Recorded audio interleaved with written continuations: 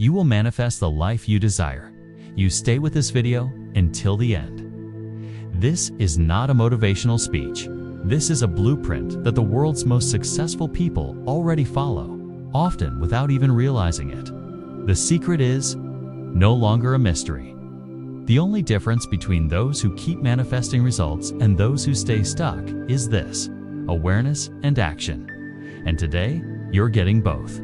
What you're about to receive is more than information, it's energetic. Alignment, emotional mastery, and real tools that work. Have you ever felt exhausted from trying so hard, yet your life remains the same? You've practiced the law of attraction, repeated affirmations, tried positive thinking. But the money is still missing, relationships are still messy, and the future feels uncertain. This video is the answer you've been looking for. No more vague theories, no more repeating empty words. In these powerful 4 hours, you'll be guided through the root of it all. Why you keep attracting what you don't want. How to break free from negative emotions, shift your vibrational frequency, and take aligned action that opens new doors. You'll learn how to create an effective vision board, how to write a gratitude journal the right way, how to hold your belief when nothing is showing up yet, and most importantly, how to celebrate in a way that attracts even more. This isn't just another motivational video. This is a practical roadmap to break free from stagnation, raise your frequency, and consciously create a completely new reality. If you're truly ready for transformation, watch until the very end. The life you dream of is already waiting for you to claim it. Because here's the truth, they don't always tell you. You don't attract what you want. You attract what you are. And at the core of who you are is energy. Everything in this universe is made of energy, everything. From the chair you're sitting on, to the thoughts running through your mind, to the feelings quietly sitting in your chest.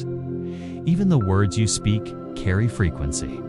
And that frequency, that vibration, is like a silent signal being broadcast into the field around you. You may not see it, but it's always there, always transmitting. And the universe, with perfect neutrality, responds. That's what the law of attraction really is. Not a wish-making machine, not a magic spell, but a mirror. A quantum energetic mirror that reflects not your desires, but your dominant frequency. And what determines your frequency? Not your goals, not your vision board, not your affirmations, unless they're felt deeply. The real determinant is your emotional state. Feelings of gratitude, love, inner peace, and trust. These emotions vibrate at high frequencies. They expand your field, make you magnetic, aligned, open. When you're in these states, it's not uncommon to receive that unexpected phone call. That job opportunity, that synchronistic meeting you didn't plan but secretly needed. That's not coincidence. That's coherence. But on the other hand, if your emotional baseline is worry, fear, doubt, or lack, if you're constantly telling yourself you're not good enough, not ready, not worthy, then that too is a signal. And the universe, being the mirror that it is, will reflect it right back, not as punishment, but as confirmation. Let's bring this down to something real. Imagine 2 people walk into the same room. One feels confident, grateful, excited about life. The other is consumed with insecurity and fear. The room is the same, the people in it are the same, but their experiences totally different. Because they're not seeing the world as it is, they're seeing it as they are. And this is why so many people feel frustrated with the law of attraction. They focus so much on what they want without realizing they're being the opposite. They say, I want more money, while feeling stressed about bills. They say, I want love, while feeling unworthy or closed off. And the vibration they're putting out is not of abundance or connection. It's of scarcity, of fear, of separation. This is the key shift. It's not about what you ask for. It's about the emotional frequency you live in. If you're living in a state of fear and hoping for peace, You're asking the mirror to reflect something you're not yet being. That's why it never comes. Or if it does, it doesn't stay. But when you become the energy of what you see, when you embody love, gratitude, confidence, calm, the mirror has no choice but to reflect that back to you. This is why the inner work is everything, because your vibration isn't just a spiritual idea. It's the foundation of your reality. Shift that and everything changes. So the question isn't, what do you want? The question is, who are you being right now? And from this moment forward, we're going to build that inner identity together. So now that you understand everything is energy in that, you're always transmitting a vibrational signal, the next question becomes, what is the law of attraction really? Beyond all the buzzwords, at its core, the law of attraction is not wishful thinking. It's not about sitting around and hoping something magical will show up. It is a universal principle, one that operates with the same reliability as gravity. Whether you believe in it or not, it's always working. The simplest way to describe it is this: like attracts like. In energetic terms, whatever frequency you are vibrating at, consciously or unconsciously, you draw back experiences, people, and opportunities that match that same energetic level. You are like a magnet, and the charge you carry determines what sticks to you. And here's the deeper truth most people overlook. Your thoughts are energy, but they alone are not enough. It's your emotions that activate them. Emotion is the amplifier, the fuel, the magnetizing force behind your thoughts. You could think 100 times a day, I want to be successful, but if your emotional state underneath is filled with anxiety, fear, or disbelief, then the true vibration you are sending is not of success, it's of lack and uncertainty. And that's exactly what the universe mirrors back. The law of attraction doesn't respond to your words. It doesn't respond to your intentions alone. It responds to your state of being, to the feeling you live in most often. The energy you embody is the language the universe understands. It never misinterprets the message. This is where many people unknowingly block their manifestations. They say all the right things. They repeat affirmations. They visualize their dream life. But underneath it all, there's doubt. There's pressure. There's a subtle belief that it's not really possible. And that vibration of doubt becomes stronger than any spoken words. The universe is not judging you. It's not keeping score. It simply reflects what you are, not what you wish for, not what you write down, but what you consistently feel and believe to be true about yourself and your life. Imagine this. A person says, I want more money, but inside they feel overwhelmed by bills, afraid of not having enough, and constantly stressed about their future. Those emotions, fear, stress, scarcity, create a dominant vibrational field. So even though they are saying they want wealth, their energy is focused on lack. And that's what they continue to receive, not because they're doing something wrong, but because their internal state is out of alignment with what they desire. Another person might say nothing at all, but they walk through life feeling grateful, generous, and secure. They might not even talk about money, yet opportunities seem to find them with ease. That's the law of attraction in action. It's not about saying more, it's about being more, about becoming the energy of what you wish to receive. Think of it this way: your vibration is like a radio signal. If you want to hear calm/soothing music, you have to tune in to the right station. If you're stuck on a static-filled frequency of frustration, you can't expect to hear clarity. You must change the channel. And changing your channel doesn't mean faking your emotions or forcing yourself to be positive all the time. It means becoming aware of the energy you're carrying and choosing to shift it gently, honestly, and intentionally into something more aligned with the life you want to create. This is the foundation of conscious manifestation. It's not about controlling the outside world. It's about mastering your inner state and letting the universe respond to who you are at your core. The law of attraction is not selective. It doesn't play favorites. It's simply consistent. It matches energy with energy. When you live from a place of fear, you call in more reasons to be afraid. When you live from a place of trust, you start to see things flow, not instantly, not always how you expect, but always according to the frequency you hold. So instead of chasing what you want, begin embodying it. Ask yourself, if I already had the thing I desire, how would I feel? How would I move? How would I think, speak, and show up today? Then begin aligning with that version of yourself, moment by moment, breath by breath. Because that is the only way the mirror changes. When you change what you are, the reflection always follows.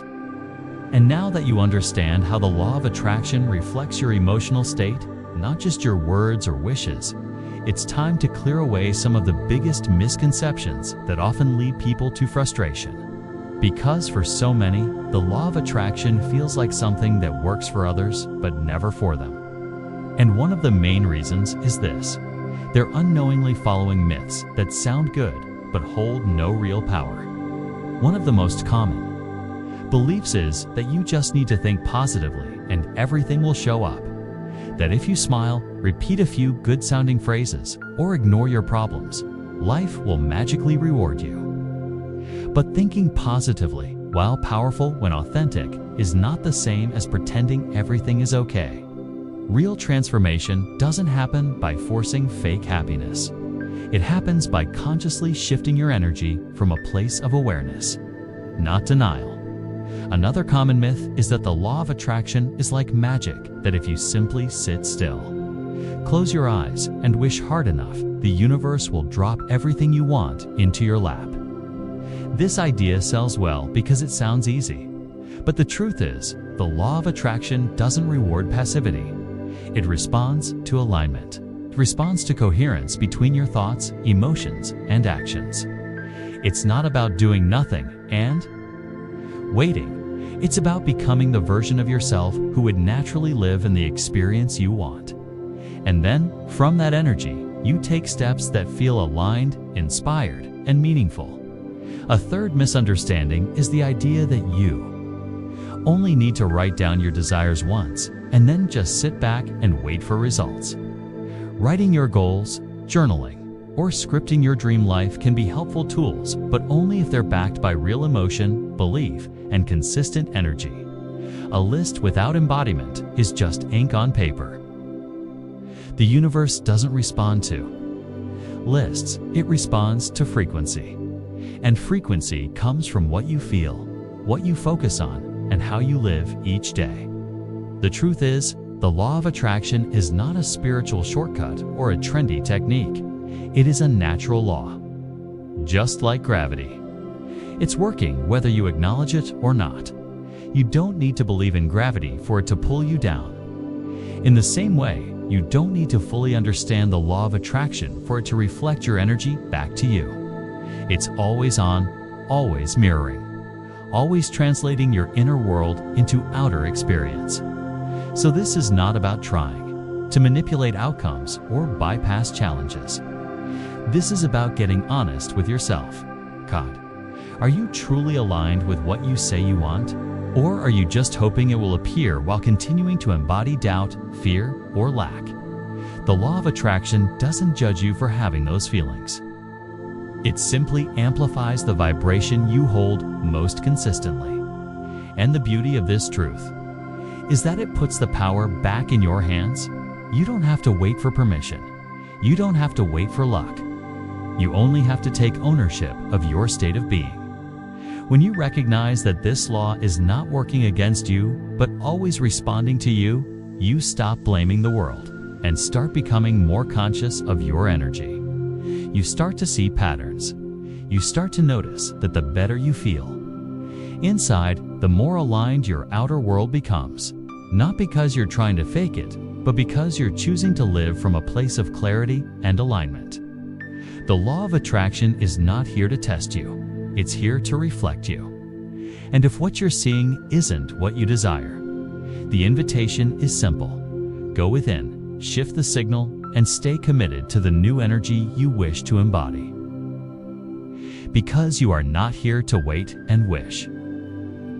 You are here to create and align. And every moment you choose to tune into that power, your life begins to shift. Not because the law suddenly starts working, but because you finally start working with it. Once you realize that the law of attraction is not something you turn on and off, your entire perspective begins to shift. Because the truth is, this law is not waiting for you to believe in it to start working. It's already working. It has been working since the day you were born. Every thought you've repeated, every emotion you've lingered in, every belief you've held on to has been shaping the frequency you live in. And that frequency has been shaping your reality.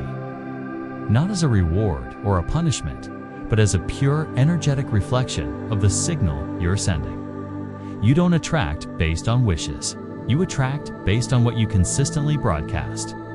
That's the essence of it. The law of attraction doesn't ask for your belief. It doesn't wait for your approval. It responds instantly and continuously to the energy you're embodying moment by moment, breath by breath. And the more you understand this, the more power you reclaim. Because if the law is always working, then you are always creating. Even in the moments when you feel like nothing. It's changing. Something is being shaped. Even in the quiet, the vibration you live in is echoing out into the field around you and setting things into motion. This is why conscious awareness is everything. Because whether you realize it or not, you are using this law in every single moment, either by design or by default. You're either creating intentionally from a place of clarity and alignment, or you're creating unconsciously from old patterns, fears, and beliefs you never questioned. Either way, the law is responding. It doesn't skip a beat. It doesn't pause when you're distracted. It doesn't stop working while you figure things out. It simply continues to mirror back your dominant emotional and energetic state. So the real question is not, does this work? The real question is, what am I sending out right now? What am I embodying each day? What emotions, thoughts, and inner narratives am I feeding, reinforcing, and living from? Because that's the frequency being matched. That's the energy the universe is responding to, not your vision board, not your journal entries, not your well-worded affirmations, lest those tools are infused with belief, clarity, and emotional congruence. If you wake up every day saying, "I am successful," but you spend the rest of the day doubting your worth, comparing yourself to others, and feeling like you're behind, then the frequency being transmitted is not success. It's self-doubt. It's lack. It's comparison. And those are the vibrations being amplified. The law of attraction works like a perfect translator. It doesn't decode your words, it decodes your energy. And energy is felt, not spoken. This is why some people seem to manifest with ease. It's not because they are better, smarter, or more spiritual. It's because their inner world is aligned with what they're asking for. Their thoughts match their emotions. Their words match their beliefs. Their actions match their identity. And from that place of coherence, manifestation becomes natural. It becomes the byproduct of who they are, not something they chase, force, or hope for. So if you've ever felt like the law isn't working for you, take a step back and ask yourself, what am I really vibrating right now? What feeling have I normalized? What inner stories am I rehearsing? What identities am I unconsciously holding on to? Because all of those things are shaping your field. All of them are part of the signal you're sending. And the universe, like a mirror, reflects them without bias. That's not a reason to feel discouraged. That's a reason to feel empowered. Because if your reality is the result of your vibration, then you're never stuck. You're never limited. You're never too far gone. You can shift your frequency by shifting your focus, your thoughts, your emotions, and your self-perception. You can choose a new story. You can decide to carry a new energy. And when you do, the outer world will follow not because you forced it, but because you aligned with it. This is why the most important work is the inner work. It's not about trying harder. It's not about proving anything to anyone. It's about becoming deeply honest with yourself and gently returning to the state of being that matches what you truly desire. That might mean slowing down. That might mean unlearning habits of self-doubt. That might mean releasing the urge to control and beginning to trust. But whatever it requires, it will always be worth it because the life you want cannot meet you until you become the version of you who can hold it. Not just think about it, not just wish for it, but embody it fully, consistently, authentically. This is what it means to live in harmony with the law of attraction. It's not a shortcut. It's not a trick.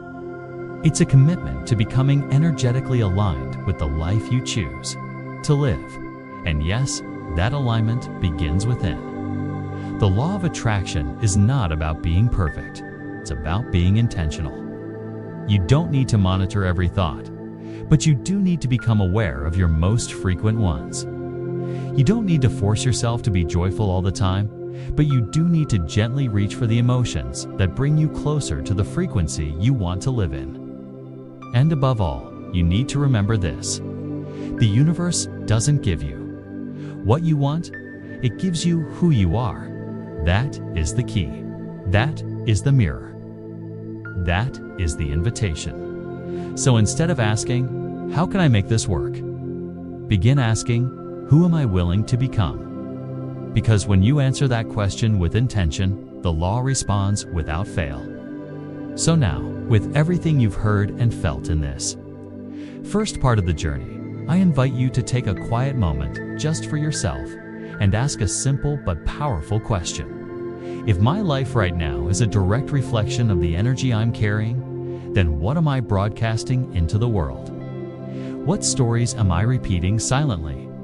What emotions am I living in most often? What patterns have I allowed to define me? Not because they are true, but because they are familiar.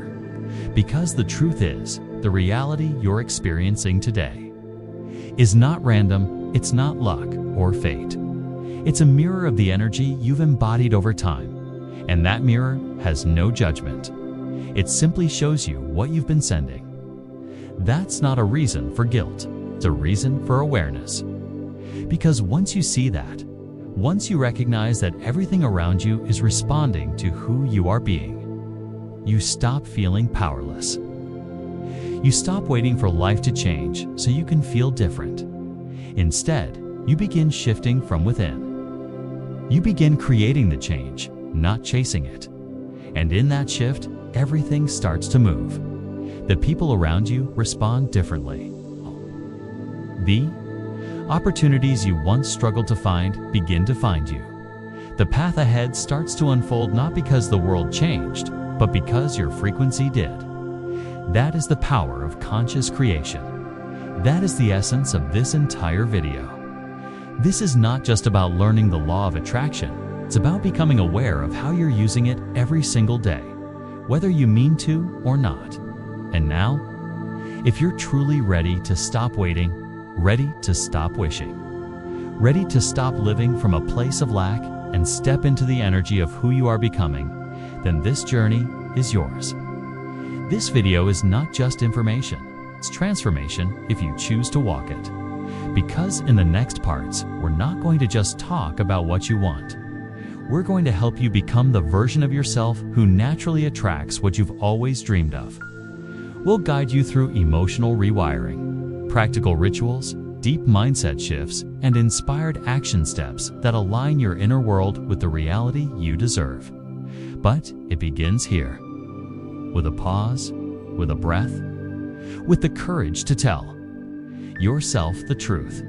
If the energy I'm carrying is shaping everything around me, then am I living in the frequency of what I desire? Am I stuck in the energy of what I fear? That one question can change everything. And if you're willing to answer it honestly, then you're already on your way. This is your moment to shift, to move from wanting to becoming, from trying to embodying, from thinking about it to living it, because the future doesn't start when the results show up. It starts now, in the vibration you choose to hold, in the story you decide to tell, and in the energy you commit to becoming. Now that you've taken a moment to pause and reflect on the frequency you've been living in, it's time to talk about something that's often misunderstood on the journey of transformation positive thinking. Because chances are, you've heard this phrase more times than you can count. Stay positive. Think good thoughts. Just be happy. And while those intentions may come from a good place, the truth is, if you're in pain, exhausted, or emotionally overwhelmed, hearing someone tell you to just think positively can feel frustrating, even invalidating. It can make you feel like your emotions are wrong, like your struggle is your fault, like you're failing simply because you feel something other than joy. And that is where so many people get stuck. Because we've been taught that positive thinking means ignoring problems, pretending everything is fine, and denying how we really feel. But real positive thinking is not denial. It is not fake smiles and forced cheerfulness. It's not about burying your sadness or suppressing your fear. True positive thinking is a skill. It is the conscious decision to look at a situation and, instead of spiraling into limitation, you choose to look for possibility. Instead of saying, "This is hopeless," you ask, "What is this teaching me?" Instead of drowning in fear, you remind yourself of your strength. You acknowledge the pain, but you refuse to let it define your future. That is not delusion. That is emotional leadership. And it's one of the most powerful shifts you can make, because your thoughts are the foundation of your emotional state. And your emotional state is the foundation of your vibration. So when you learn to manage the direction of your thoughts, you don't just feel better, you vibrate higher. You change your energetic signature. You become more magnetic. You start attracting solutions instead of more problems. And this doesn't happen by pretending everything is fine when it's not. It happens by taking back the pen and rewriting the story you tell yourself when things get hard. You stop saying, "Why is this happening to me?" and start asking, "How can I grow from this?" You stop feeding the belief that you're stuck and start feeding the belief that you are evolving. This kind of mindset doesn't require perfection. It requires intention. It requires you to slow down, to observe your inner dialogue, and to gently guide it in a more empowering direction. That's what real positive thinking is. Not a mask you wear to impress others, but a muscle you build through practice, especially on the hard days. When your old thoughts tell you that you're failing, you learn to interrupt that pattern. When your mind tells you to give up, you whisper back, "Not yet." When fear creeps in, you breathe and choose again. You choose to shift your focus, not to avoid the pain, but to rise above it. And over time, that choice becomes your default. That energy becomes your new baseline. And from that place, you begin to see life differently. You begin to respond instead of react. You begin to attract different experiences because you're no longer sending out the same survival-based signals. You're no longer stuck in the loop of limitation. You've stepped into the realm of conscious creation. So if anyone has ever made you feel like you were weak for struggling, or wrong for feeling, or not spiritual enough for having bad days, let that belief go now. Because the truth is, strength is not pretending you're okay. Strength is meeting your emotions with compassion and choosing not to drown in them. Positive thinking is not about being perfect. It's about being powerful enough to see something greater than your current circumstances. It's about training your awareness to rise above fear, not by force, but by choice. And if you can begin to choose even one better thought each day, one more empowering belief, one more moment of gratitude or hope, then you are already changing your vibration. You are already shifting your future. You are not escaping reality. you are reshaping it. Because when you think differently, you feel differently. And when you feel differently, you live differently. That is the power of the mind. That is the beginning of everything. Understanding the true nature of positive thinking requires more than inspiration. It requires understanding how the mind actually works. Because your brain, as miraculous as it is, was not designed for your happiness. It was designed for your survival. And in order to keep you alive, it develops something called the negativity bias, a built-in system that constantly scans for danger, remembers past mistakes, and fixates on what might go wrong. Thousands of years ago, this helped humans survive threats in the wild, but in today's world, where we're no longer running from predators, that same system often turns inward. It becomes hyper-focused on what could fail, what feels unsafe, what went wrong last time, and how we might be judged or rejected. And when this survival system runs unchallenged, it begins to dominate our thoughts. You might wake up and instead of seeing what's possible, your mind immediately goes to what you forgot to do, what might fall apart, or who might not approve.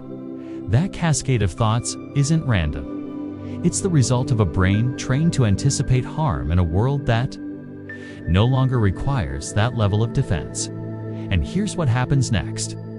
When you entertain those fear-based thoughts repeatedly, your brain signals your body to release cortisol, the stress hormone.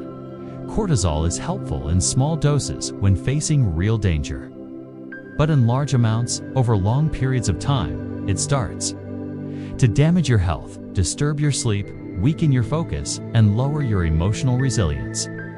More than that, it lowers your energetic frequency. It moves you into survival mode. It contracts your field. And the law of attraction begins to reflect that back through more circumstances that match stress, frustration, and resistance. So, what they often don't see is that negative thinking, when left unchecked, becomes more than just a mood. It becomes a magnet for the very things we fear. Think about this example. A person wakes up in the morning and their first thought is, "This is going to be another dull day." That thought might seem harmless, but it subtly programs the brain to look for sameness, boredom, and disappointment. So as the day unfolds, that person unconsciously filters out anything uplifting or surprising. They interpret neutral events as negative. They focus more on what's missing than what's present. And by the end of the day, they've unknowingly proven their morning thought correct, not because it was true, but because their brain was trained to find evidence for it. That's the power of unchallenged thought. That's the reality your mind builds when it's left to operate on default. But here's the good news. That same brain that repeats negative thoughts can be trained to do something new. Through awareness and repetition, you can begin to rewire it. You can teach it to look for possibility instead of danger. You can help it develop new patterns that lead to new emotions, new actions, and eventually, new results. This is where positive thinking becomes practical. It's not a feel-good concept. It's a neurological intervention. It's how you interrupt the survival loop and start creating from a place of choice instead of fear. When you wake up and gently offer your mind a new thought, like, "What good could happen today?" you send a different signal. You begin to open a new pathway. At first, it might feel forced or unfamiliar, but over time, your brain adapts, your chemistry changes, your energy shifts, and the field around you responds accordingly. That's not magic. That's coherence. That's how inner work begins to shape outer experience. Not because the world suddenly becomes easier, but because you become different. And when you're different, your perception changes, your choices change, your vibration rises, and life begins to meet you at that higher frequency. This is the science and the soul of real positive thinking. It's not about pretending everything is perfect.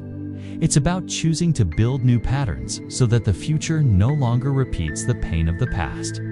It's about becoming the master of your inner environment so that your outer reality has no choice but to catch up. Once you understand that your brain has been wired for survival, not joy, it becomes clear why default thinking tends to be negative. But what makes the real difference is not forcing yourself to be cheerful and not pretending things are fine when they're not. The real power lies in choosing how you respond to challenges with awareness. Because true positive thinking is not blind optimism. It is not putting on a smile while your heart feels heavy. It is not ignoring your circumstances or hoping they magically disappear. It is the intentional decision to guide your mind toward empowerment, even when life feels uncertain. Positive thinking, when practiced consciously, is like training a mental muscle. It means learning to pause when you hear yourself say, "I can't," and replacing that with a deeper question, "How can I?" It means that when a door closes, you choose to look for the lesson instead of letting the setback define you. You begin to replace judgment with curiosity. You stop seeing difficulty as a dead end and start viewing it as a redirection. And this doesn't happen overnight. It's a gradual shift that begins when you choose to take back the narrative you tell yourself. Because the most powerful stories you'll ever live are not the ones that happen around you, but the ones that happen within you. Imagine a person who suddenly loses their job. It's painful, it's frightening. It stirs up every fear about security and worth.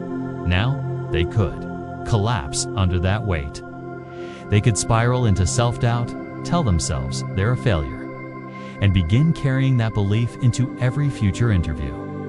Or they could pause, feel their emotions fully, and then ask a different question. What is this giving me? Chance to create. That shift does not erase the challenge, but it transforms their role in it. They are no longer the victim of their reality. They are the author of a new one. And from that space, new ideas begin to emerge. Maybe they start the business they've been dreaming of for years. Maybe they pivot into a career that finally aligns with their passion. Maybe they realize they were never truly fulfilled in that old position to begin with. That's the difference awareness makes. That's the heart of true positive thinking. It gives you permission to meet life as it is, while choosing to move forward with purpose. It teaches your mind to look for growth instead of collapse, to seek possibility even when the path is unclear. This doesn't mean ignoring your pain. It means not allowing that pain to become your identity. It means being honest about where you are while still holding space for where you want to go.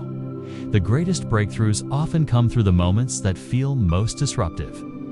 And when you train your mind to stay open in those moments, you discover strength you didn't know you had. You begin to understand that your thoughts are not just reactions, they are choices. And every time you choose to think in a way that uplifts, expands, or empowers you, you raise your frequency. You change your biology. You move yourself out of survival and into creation. So no, positive thinking is not about pretending. It's about presence. It's about choosing the next thought that aligns with the person you want to become, rather than the fear you used to live in. It's about becoming aware of your inner language and daring to rewrite it in real time. And the more you practice this, the more natural it becomes. Not because your life is perfect, but because your perspective is powerful. And when you live from that kind of energy, challenges may still come, but they no longer control you. You are no longer reacting by default. You are responding by choice. That is what turns pain into progress. That is what makes growth inevitable. And that is the kind of positive thinking that doesn't just feel good, changes everything. As you begin to strengthen the muscle of conscious thought and step into the power of intentional perspective, it's just as important to understand the quiet but persistent effect of negative thinking. Because while one empowered thought can lift your entire state, one unchecked pattern of negativity can slowly drain your energy without you even noticing. Every thought you think carries a vibration. That vibration communicates with the field around you. It sends a signal, and that signal calls back to you more of the same. When you repeatedly think thoughts like, "I'm not good enough," "I always mess things up," or "nothing ever works for me," you are not just expressing frustration. You are emitting a low-frequency vibration that the universe mirrors through experiences that match. These thoughts may seem small in the moment, but they compound over time. And the more you think them, the more they begin to feel like truth. Not because they are true, but because repetition creates familiarity, and familiarity becomes belief. When you live in those beliefs long enough, they begin to shape how you show up. You stop taking chances. You stop believing in opportunity. You shrink your vision to fit the limits of your doubt. And this subtle contraction in your energy field makes your world feel heavier. You start to attract people, situations, and outcomes that confirm the very fears you hold. Not as punishment, but as reflection. This is how the law of attraction responds to chronic negative thinking. It doesn't judge your thoughts, it simply echoes them. And the longer you send out signals rooted in fear, lack, or shame, the more your emotional state begins to adapt to that frequency. You begin to feel tired for no reason. You lose excitement for things that once inspired you. You stop trusting your intuition. This is not weakness. It's simply what happens when energy gets stuck in a cycle of low vibration. And the real danger is not just in the thoughts themselves. It's in what they slowly do to your sense of self. Over time, negativity makes you numb. Not just emotionally, but energetically. You stop feeling connected to your purpose. You stop recognizing your potential. You start questioning whether you were ever meant for more. That's not just emotional fatigue. That is vibrational disconnection. And when you are disconnected from your own power, you start living on autopilot. You stop choosing. You start surviving. You give your energy to problems instead of solutions, and you mistake your temporary state for permanent truth. That's why it's so important to catch these thoughts before they take root. Because every negative belief left unchecked becomes a wall between you and the life you want to create. But once you bring awareness to the pattern, you create space to shift it. You realize that a thought is not a command. It's a suggestion. And you have the power to question it, to interrupt it, and to replace it with something that lifts instead of lowers. You don't need to fight negative thoughts. You just need to stop feeding them. You just need to become more interested in what you want to create than what you're afraid of. And when you do that consistently, your energy begins to rise. Not instantly, but steadily. You start to feel lighter, more hopeful, more open. And that opening creates space for new experiences, new connections, and new clarity to find you. So if you've been living under the weight of negative thinking, this is your invitation to return to the truth. You are not your thoughts. You are the awareness behind them. And that awareness holds the power to choose again. To choose thoughts that reflect your strength. To choose beliefs that support your growth. To choose a vibration that aligns with your vision. Because no matter how long you've lived in doubt, the shift begins the moment you decide to think in a new direction. That is where your power lives. And that is how your frequency begins to rise. Now that you understand how negative thinking can quietly lower your frequency and disconnect you from your own inner power, it's time to talk about something even more important the way forward. Because awareness alone is not enough. Recognition is only the first step. What creates true change is what you do after you become aware. And the most transformative action you can take is to consciously shift your thinking from limitation to expansion. This is not about pretending everything is fine. It's about developing the inner skill of mental reorientation. It's about learning to identify the thoughts that hold you back, challenge them, and replace them with beliefs that empower your growth. This process begins with step 1, identifying your limiting thoughts. These are the thoughts that play in the background of your mind like a broken record.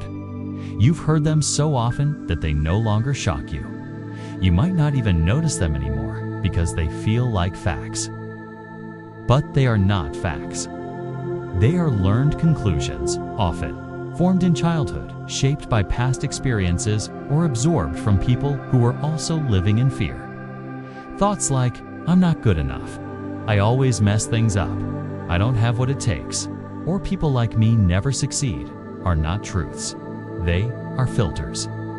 And until you write them down and bring them into the light, they will continue to operate in the dark. So the first thing you must do is pause, reflect, and ask yourself, what are the thoughts I keep repeating that make me feel small, stuck, or unsafe? Don't judge them. Just write them. This is not about blaming yourself. This is about seeing clearly. Because what you can see, you can shift. Once you've named your limiting beliefs, you move into step 2, asking expansive questions. This is where the real transformation begins. Because the brain is like a search engine. It will always return answers to the questions you give it. If you ask, "Why am I such a failure?" your mind will find a list of reasons. But if you ask, "What am I learning from this experience?" or "What part of me is ready to grow?" or "Who has walked through something like this and come out stronger?" then your brain begins searching in a new direction. It stops reinforcing limitation and starts seeking possibility. These questions shift your energy. They move you from victim to creator, from shame to wisdom, from helplessness to clarity. This kind of mental redirection doesn't ignore reality. It upgrades your perspective within it. It opens the door to new insights, fresh options, and inner resilience. And with this new perspective, you're ready for step 3, creating a new belief. This is where affirmations become more than just words. They become a declaration of your chosen identity. An affirmation is not something you say once. It is something you claim again and again, until your body, your mind, and your energy begin to believe it. But for it to work, it must feel honest and expansive. If you've been thinking, "I can't change," your affirmation is not, "I am already perfect." That feels too far away. Instead, you say, "I am learning to grow." Or, "Each day, I move closer to my best self." If your limiting thought is, "I'm always behind," your new belief might be, "I trust my pace and I honor my process." These are not empty words. They are bridges between who you were and who you are becoming. They carry a frequency that is lighter, clearer, and more aligned with your truth.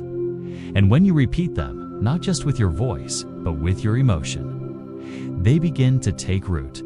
They begin to rewire your pathways. They begin to shape new choices, new actions, and eventually, new results. This is how mental reprogramming becomes vibrational alignment. This is how you stop repeating your past and start creating your future. But it only works if you practice. You can't expect to undo years of self-doubt in a day, but you can begin. Right now, with one thought, one question, one new belief. And when you do it again tomorrow, and the next day, and the next, your internal landscape changes. And when that changes, your reality cannot stay the same.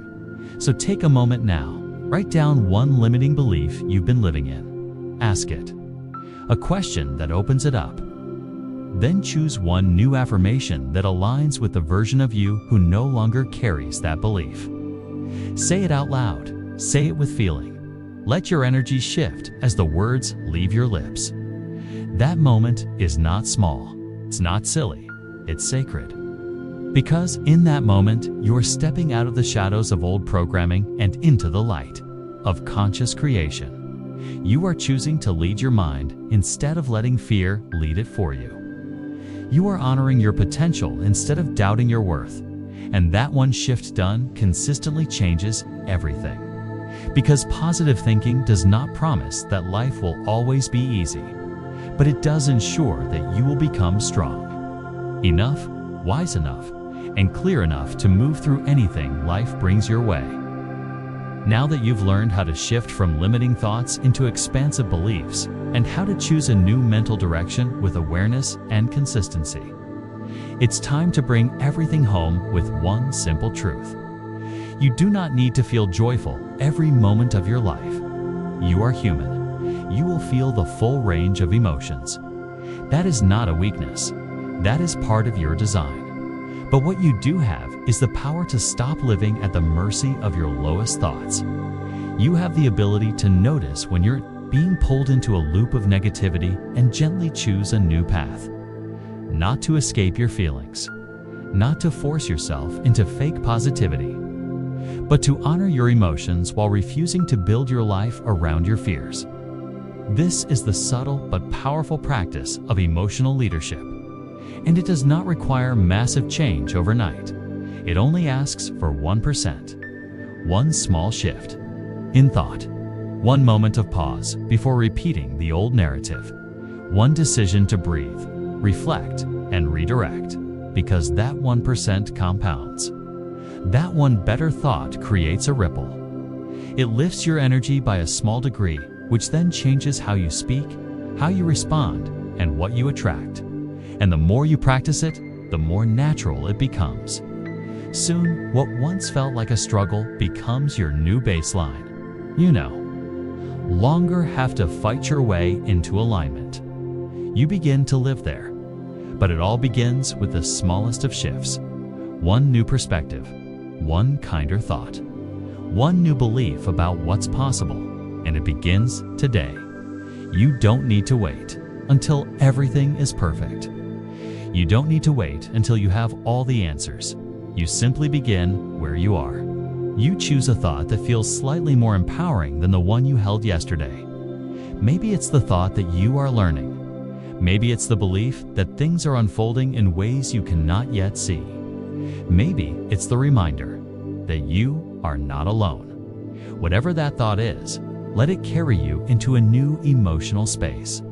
Let it become your anchor in moments of doubt. Let it be your turning point. Because the truth is, every transformation starts with a single thought. And every time you choose to think differently, even by just 1%, you reclaim your power. You change your chemistry, you shift your frequency, and over time, you shift your life. 1% each day may seem small, but 1% every day for a year becomes a completely different mindset, a completely different vibration. It's a completely different reality. So if you take nothing else from this part of the journey, take this. You are not stuck. You are not broken. You are simply one new thought away from momentum, and that momentum builds. It grows stronger with each intentional choice. It lifts you slowly, steadily, and quietly into a new version of yourself, not because you forced it, but because you chose it. And when you choose it again tomorrow, and the next day, and the day after that, something incredible happens. You wake up one day and realize you are no longer trying to think positively. You are simply living in a more empowered state. That is not a result of luck. That is a result of consistency. So today, choose your 1%. Choose one new thought. Choose one better question. Choose one belief that supports the person you are becoming. And know that this single act is not small. It is the beginning of everything. The journey from limitation to freedom does not happen in a leap. It happens in steps. And you just took one. Now that you've taken your first conscious steps toward shifting your thoughts, you may be wondering how to make this a way of life instead of a moment of motivation. And this brings us to something truly powerful: mental rewiring. Because positive thinking is not something that just happens when you feel inspired. It's not a momentary high or a flash of hope. It is a practice. It is a discipline. It is a process of retraining your mind every single day to recognize your power, align with your truth, and let go of the limitations that no longer serve you. This is where real transformation begins. It starts with understanding how your brain actually works. Inside your mind, there is something called the default neural network. This is the mental autopilot that carries out most of your thoughts without conscious effort. Studies show that between 80 and 90% of the thoughts you have today are the same ones you had yesterday. That means if your thinking is rooted in old fears, outdated beliefs, or stories you picked up from past pain, then those same thoughts are shaping your present experience again and again. Your mind is not trying to sabotage you. It's simply running its programming. But if the programming was written during times of stress, rejection, or failure, it will continue to operate from that lens unless you intervene. Imagine it like playing the same sad song on repeat. You may not even notice it's playing in the background, but over time, it shapes your mood. It affects your energy, becomes the atmosphere of your day. The same thing happens with unexamined thought patterns. You wake up, and without realizing it, your mind starts playing the same track. I'm not good enough. Nothing ever changes. I always mess things up. These thoughts don't even ask for your permission. They just show up. And if you don't catch them, they guide your choices, influence your emotions, and lower your vibration before you even finish your morning routine. This is why mental rewiring is so essential. Because if you don't change the root structure of your thinking, you will continue to attract the same energy, the same feelings, and the same results. But here's the good news. The brain is adaptable. It's not fixed. It can be reshaped. You can build new pathways, form new patterns, can create a completely different experience of life by doing one small thing every day, consciously choosing what thoughts to nurture. Just like upgrading the operating system of a computer, you can upgrade your mind. You can install new beliefs that support your growth. You can remove the mental viruses that came from fear, rejection, or judgment. And you can program in confidence, clarity, and compassion. But it doesn't happen automatically. It happens through practice. It happens when you become aware of your mental habits and decide with intention to build new ones, even one new thought practice daily can start to shift your internal wiring. Even one moment of awareness can interrupt the old track and make space for a new one to begin. So don't underestimate the power of repetition. Don't dismiss the impact of the little things, because the way you think, moment to moment, creates the energy you live in. And the energy you live in determines the life you build. This is where your true power lives, not in waiting for your external world to change, but in learning to take control of your inner one. You don't need to fix everything at once. You just need to start becoming more intentional with the thoughts you want. You allow to guide your day. Because once you change the mind, the vibration follows. And when your vibration rises, life begins to mirror that shift in ways you never thought possible. Now that you understand the importance of rewiring your mental autopilot, it's time to look deeper into how your brain actually responds to repetition. Because one of the most empowering truths you can realize is this: positive thinking is not a trait you either have or don't have. It's a habit, and like any habit, it can be trained, strengthened, and programmed through consistent practice. Your brain is built on a simple principle. The more a thought is used, the stronger that pathway becomes. Every time you think something, you fire a signal between neurons. And the more often you repeat that signal, the more automatic it becomes. This is why negative thoughts can feel so convincing. Not because they are true, but because they've been repeated so many times that your brain treats them like facts. The same way a path is formed in the forest from walking the same route again and again, your mind creates mental shortcuts out of repetition. But here's the power in that truth.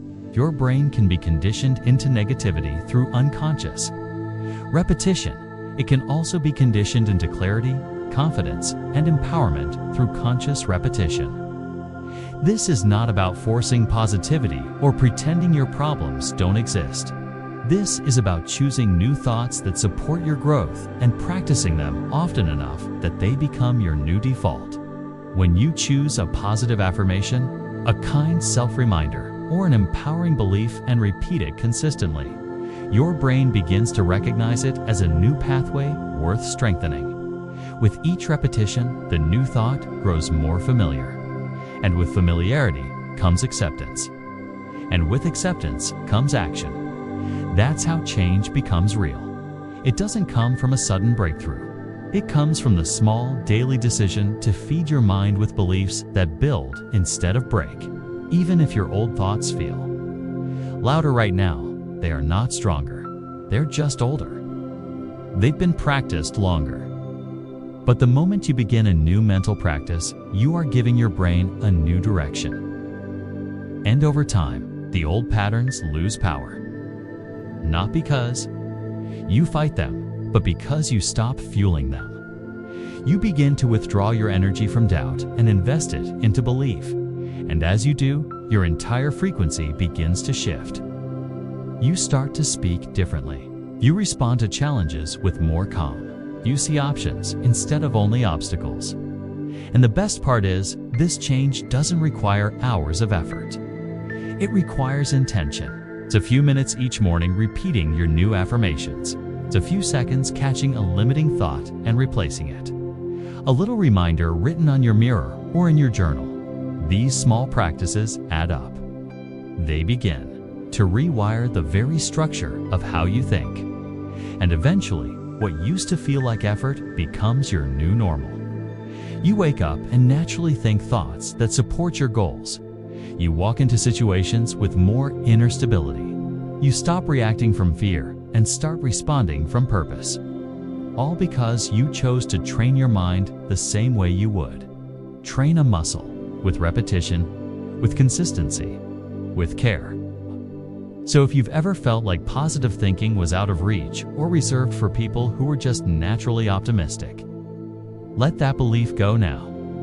You were born with a brain capable of learning, changing, and growing for a lifetime. And you have the power, starting today, to direct that process in the direction you want to go. No matter how long you've lived in old thoughts, a new way of thinking is always available, one repetition at a time. One belief at a time, one day at a time. Now that you understand how your brain strengthens whatever you repeat, the next step is to build a daily rhythm that supports this transformation. Because positive thinking is not just about what you believe in theory, it's about what you practice consistently. And the most powerful results come from aligning your day with intention. From the moment you wake up to the moment your head hits the pillow, your mind is listening. It is taking in cues. It is being shaped by repetition. So if you truly want to rewire your thinking, you must create moments throughout the day that interrupt the old pattern and install the new one. The first moment begins as soon as you wake up. Your mind in the early morning is like soft soil, ready to receive whatever seed you plant. This is why your morning energy sets the tone for everything that follows. So before you check your phone, before you scroll through notifications or get pulled into someone else's world, pause. Sit up slowly. Place a hand over your heart and ask yourself two simple questions. What energy do I choose to carry today? And what is one thing I am grateful for right now? These questions are not complicated, but they are powerful. They immediately pull your attention inward. They remind you that you are the source of your energy, not the victim of your circumstances. And by setting this tone in the first few minutes of your day, you create a frequency of alignment. A frequency that naturally attracts more clarity, more calm, and more confidence. That is step one, the morning reset. A simple check-in that activates your intention before the outside world has a chance to distract you. But as the day goes on, you will still encounter challenges. Old thoughts may surface. Habits may pull you back. And this is where step two comes in. Throughout your day, begin to notice the moments when your old mental programming tries to take over. Maybe it sounds like, I can't do this, or I'm failing again, or this is going to go badly. These are the reflex thoughts that once lived in your autopilot, but now, with awareness, you catch them, you name them, you disarm them. And instead of letting them spiral, you pause and speak a new choice. You say, I'm thinking from my old pattern, and I now choose a new direction. This one sentence is enough to shift your emotional state. It's enough to stop the energy leak and redirect your focus. This is not about being perfect. It's about being present.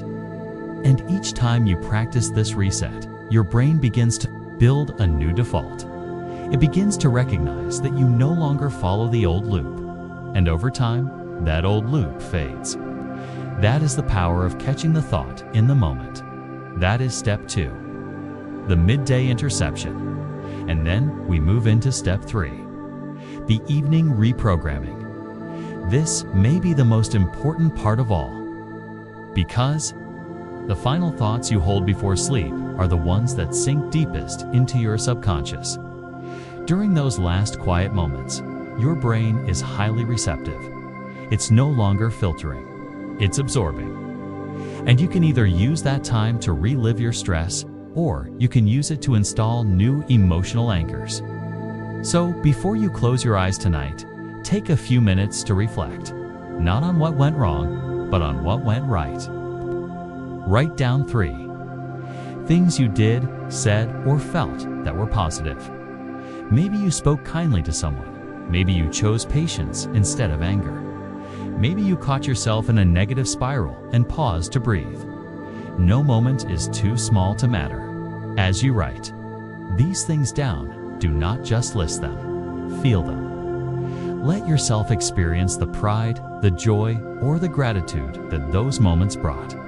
Let your nervous system register that you are capable of growth, of kindness, of progress. This is how you end your day in a vibration of alignment.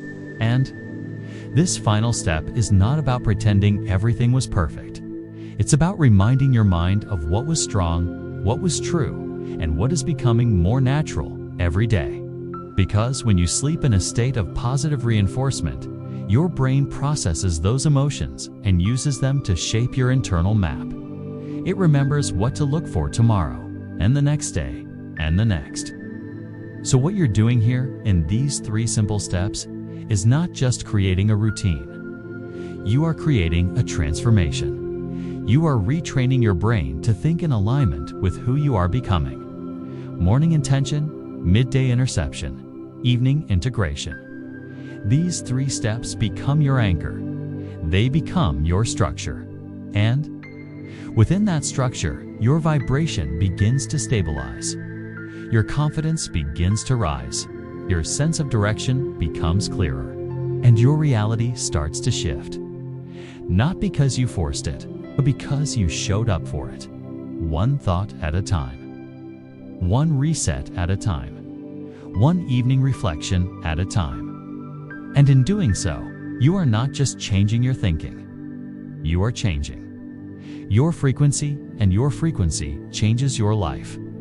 As you begin to integrate morning intention, midday awareness, and evening reflection into your daily rhythm, you may still find moments when the old energy rushes back in fast before you can think, before you can pause, before you even realize what's happening. That's when you need a simple but powerful tool to help you regain control and reset your vibration in real time. This is where the STOP/SHIFT Speak Loop comes in. It's a 3-step process that brings you back into alignment quickly, even when life throws something unexpected at you. Let's break it down. The first step is stop. This is the moment of awareness.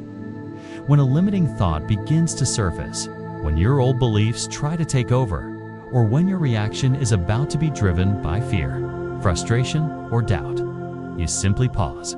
You name it. You catch yourself in the act of repeating an old story.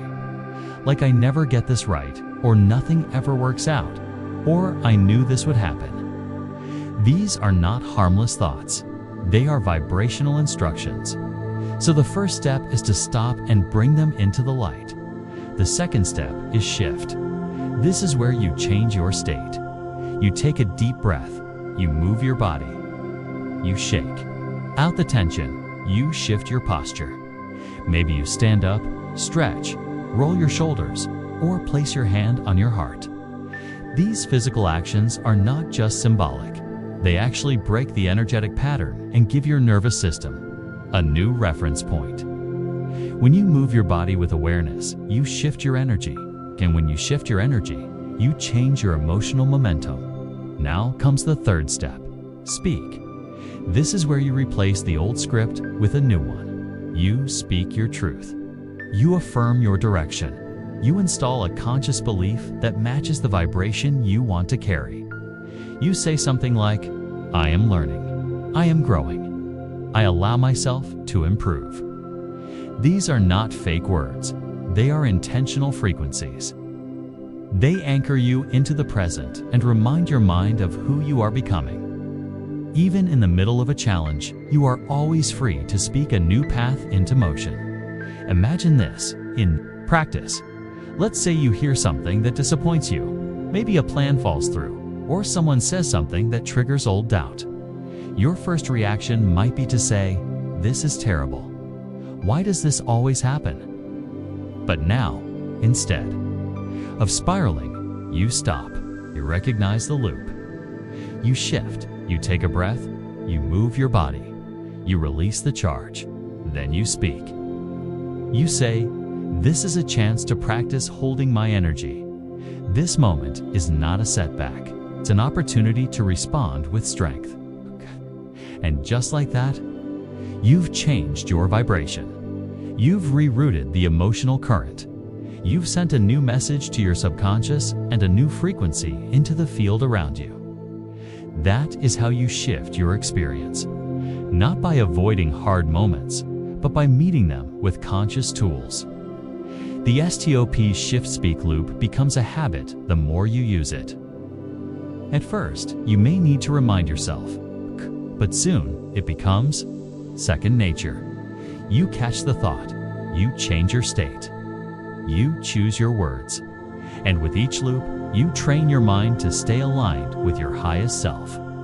You begin to build a mental environment that supports your growth instead of sabotaging it, and that changes everything. Because how you respond in small moments defines the energy you carry into the big ones. The next time you feel yourself slipping into an old pattern, remember this loop. Stop, shift, speak. You're not stuck. You're simply in a moment of choice. And when you choose to return to alignment, life responds in ways that feel clearer, lighter, and more in flow with the person you are becoming. By now, you can feel how these small practices are not just emotional tools. They are rewiring tools. And the reason they work is grounded in the way your brain is designed. Every time you consciously choose a positive thought, every time you redirect an old pattern, every time you speak a new belief into being, you are literally reshaping the structure of your mind. This is not theory. This is biology. Your brain is made up of billions of neurons connected through pathways called synapses. And those connections are not fixed. They change based on repetition. This phenomenon is called neuroplasticity, and it is one of the most hopeful discoveries in modern science. It means that no matter how long you have lived inside a story of fear, doubt, or limitation, your brain can change. Your patterns can change. Your identity can change. But that change does not come from a one-time realization. It comes from daily reinforcement. Every time you think a thought with awareness, especially a new and empowering thought, you strengthen the neural pathway that holds that idea. You build a bridge. And with enough repetition, that bridge becomes the default route. Your brain begins to favor the new direction because it is used more often. Just like a muscle grows when exercised, your mental habits grow stronger with conscious use. This is why the practices you've been learning are so powerful. When you wake up and set a morning intention, you light up a positive neural circuit. When you interrupt a negative loop during the day, you weaken an old pathway. When you end the day with gratitude, you tell your subconscious what to hold on to. And when you use the STOP shift speak loop in a triggering moment, you are not just calming yourself emotionally, you are firing and wiring a new identity. A version of you that responds with wisdom, not reaction. A version of you that sees opportunity where others see chaos. A version of you that has trained their brain to support, not sabotage. This is not wishful thinking. This is how real, sustainable change happens.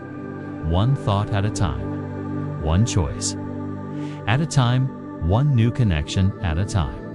And because your brain is always adapting, always updating based on what you repeat, you are never stuck. You are simply reinforcing one pattern or another. And now, with this awareness, you are free to choose what you want to reinforce. Every time you choose to pause instead of spiral, you are laying down new wiring. Every time you choose to speak encouragement instead of criticism, you are rewiring your emotional core. Every time you practice one of these tools, even if it feels small or awkward at first, you are proving to your brain that change is safe, that growth is welcome, and that a new way of being is already on its way. And here is the truth. You do not need to be perfect at this to see results. You only need to be consistent. The brain does not respond to force. It responds to frequency. It responds to what it sees often. And when it sees you choosing peace, choosing clarity, choosing belief in the middle of uncertainty, it begins to adopt that as the new standard. That is how change becomes permanent. Not through pressure, but through practice. Not through force, but through familiarity. The more you practice thinking, speaking, and acting from a place of positive intention, the more natural it becomes. And what once felt like effort becomes instinct. That is the promise of neuroplasticity.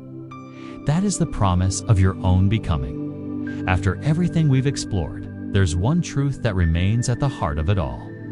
You don't need to be a perfectly positive person every moment of the day.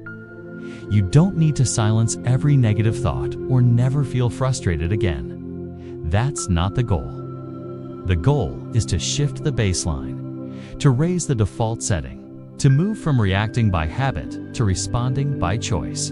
And the way you do that is not by trying to force a new identity overnight.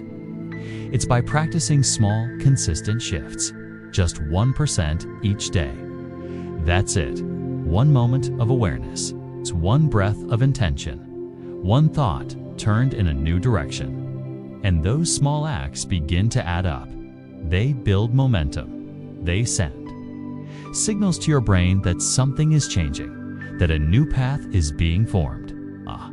That the old pattern no longer holds the same power. This is not about pretending to be happy when you're not. It's about choosing alignment even when life feels messy. It's about reaching for a better feeling thought, not to ignore your reality, but to begin rewriting it from within. And the beauty is, the more you do this, the less it feels like effort. Eventually, positivity stops being something you try to do. It becomes something you are. Because through repetition, you have built a new emotional home, a place of steady energy, a place of grounded clarity, a place where you meet challenges with a calm mind and an open heart. That's not just motivation, that's transformation. And it doesn't require a dramatic breakthrough. It only requires that you keep showing up. One thought, one choice, one shift at a time. So as you move forward, remember this. You don't have to change your whole life today. You just have to choose your energy in this moment. And if you choose it often enough, it becomes the energy you carry naturally. It becomes who you are. And that is how big change begins. Quietly, gently, powerfully, from the inside out. Now that you understand how your thoughts shape your brain and your vibration shapes your reality, it's time to go deeper into the next layer of creation, the images you hold in your mind. So let me ask you something personal. Have you ever found yourself daydreaming about your ideal life? A life where you wake up inspired, where you feel confident, where you're surrounded by love, abundance, freedom. But now, be honest. When you imagine that life, do you truly believe it could happen for you? Or is it just a nice fantasy you escape into for a moment, only to return to doubt and limitation? Because here's the truth, most people don't know how to visualize. They don't know how to see with intention. They daydream without clarity, without feeling, without repetition. They imagine something vague, disconnected from their emotions, and expect it to manifest. But creation doesn't work that way. You can't build a new reality with blurry blueprints. You need precision. You need frequency.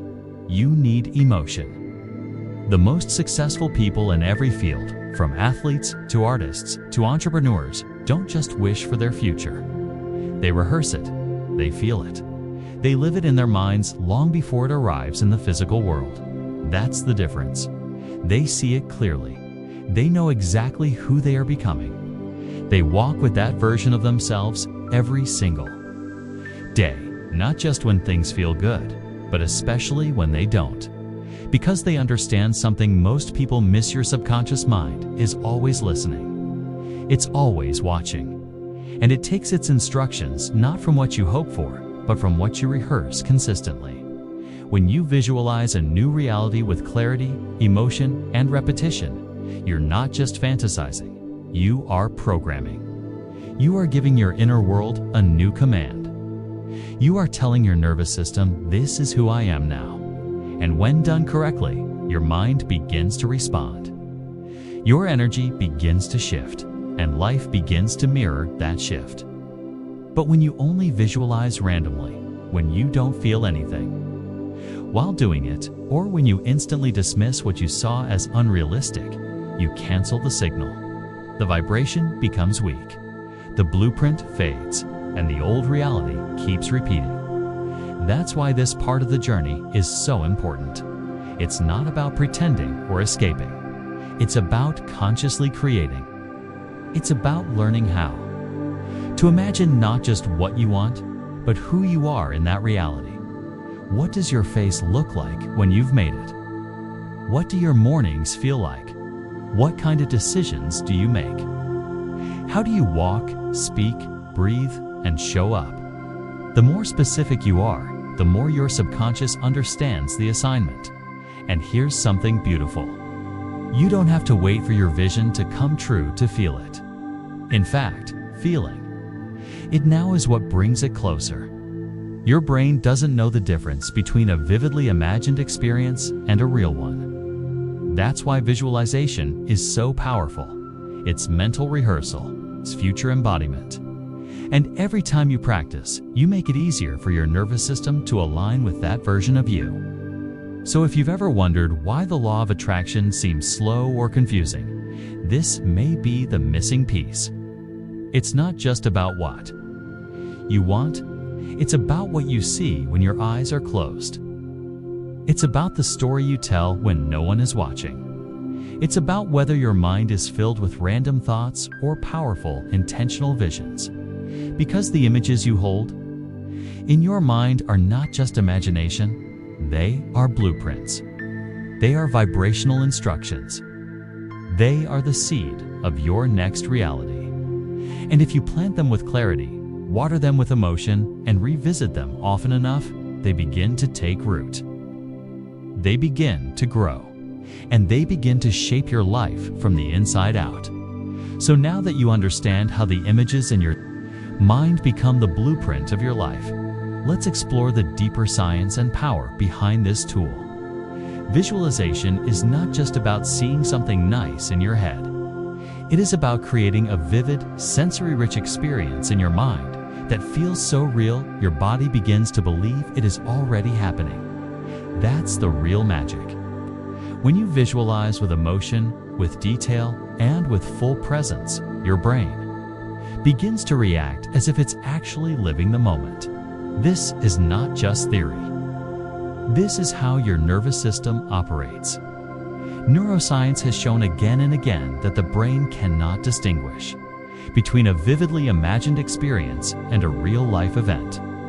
The same regions of the brain that light up when you physically perform an action also light up when you mentally rehearse that same action in your imagination. For example, if you were to run in the park, certain motor neurons in your brain would activate. But if you sit still and simply imagine yourself running with full engagement, those exact neurons still fire. Your brain doesn't care whether you're doing it or just imagining it deeply. This is the gateway to powerful transformation. It means you can begin to train yourself for the future you desire before it ever arrives. You can mentally rehearse your success. K. You can emotionally embody your dream life. And in doing so, you begin to shape the beliefs, the energy, and the identity that attract that life into form. Visualization becomes more than just dreaming. It becomes training. Training your nervous system to feel safe in new emotions. Training your mind to expect better outcomes. Training your heart to hold higher frequencies. Every time you visualize your ideal reality with full engagement, you are strengthening the inner blueprint. You are sending signals to your subconscious that this is not just a wish, this is who I am becoming. And with enough repetition, that inner truth begins to feel familiar. And once it feels familiar, it feels safe. And once it feels safe, your entire system opens up to allow it in. This is the missing step for many people. They think about what they want, but they don't live in the feeling of it. They wish, but they don't rehearse. They hope, but they don't embody. And that is why their vibration stays the same. Because the emotional signal they send is one of distance, not alignment. But when you start to visualize every day, even just for a few minutes with presence, emotion, and clarity, you close that distance. You create alignment. And from that alignment, new thoughts emerge. New actions follow. New opportunities appear. Not because of magic, but because your brain is guiding you toward what it now believes is true. So the next time you sit down to visualize, don't just imagine loosely, see it clearly. Hear the sounds, feel the textures, smell the air. Engage all your senses. Step inside that version of you and let it take over for a moment. Let your heart beat in that rhythm. Let your breath match that confidence. Let your posture reflect the reality that you are already living in your dream. Because that is how change begins. Not with force, but with a shift in identity. And visualization is the doorway. It's how you step into your future before it arrives. It's how you communicate to the universe and your subconscious that this is who I am now. And once that message is received, reality starts to bend in your favor. Now that you understand how visualization shapes the brain and realigns your frequency, it's time to draw a clear line between what most people casually do and what truly creates transformation. Because there is a big difference between daydreaming and conscious visualization. And this difference can determine whether you stay stuck in fantasy or begin building a new reality from within. Daydreaming is random. It's passive. It drifts through your mind without structure, purpose, or repetition. It might feel good for a moment, but it rarely leads to lasting change. There's no clarity, no emotion, no consistency. You imagine something fleetingly and then return to your normal thoughts and daily patterns. You may daydream about being successful, happy, or free, but the moment it ends, you snap back to who you believe you really are. That's because daydreams do not anchor into your subconscious. They are surface thoughts. They float and fade. But conscious visualization is different. It's intentional. It's directed. It's a daily practice that invites your whole system, mind, body, and energy to participate. When you visualize with purpose, you activate emotions. You generate sensations. You repeat the scene until your brain starts to recognize it as familiar. You're not just imagining, you're training.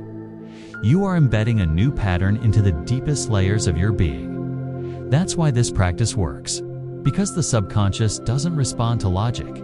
It responds to repetition, emotion, and sensory detail. So, Let's compare the two more.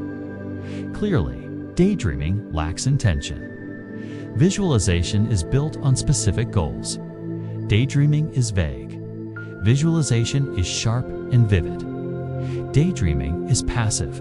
Visualization is active. Daydreaming fades quickly. Visualization becomes a ritual. And most importantly, daydreaming leaves no lasting impact on the nervous system. Visualization reprograms your vibration, your focus, and eventually your actions. So if you've ever felt like imagining your ideal life isn't working, ask yourself, have you truly visualized it? Or have you just daydreamed about it in passing? Because when visualization is done right, it doesn't just inspire you for a few seconds. It changes how you feel. It shifts your energy. It creates new mental associations. It opens your heart to believe in possibilities that were once blocked. And when you do it repeatedly, it becomes part of your identity. You begin to expect new outcomes instead of doubting them. You begin to move differently, speak differently, and decide differently. Not because you forced it, but because your mind now recognizes a different blueprint. The version of you that once felt out of reach becomes familiar, accessible, and eventually inevitable. This is the power of conscious imagination. It is not fantasy. It is a form of rehearsal, a declaration, a silent, energetic agreement between your present self and your future self. So stop dismissing it as wishful thinking. Stop calling it silly. It is one of the most powerful tools you will ever have.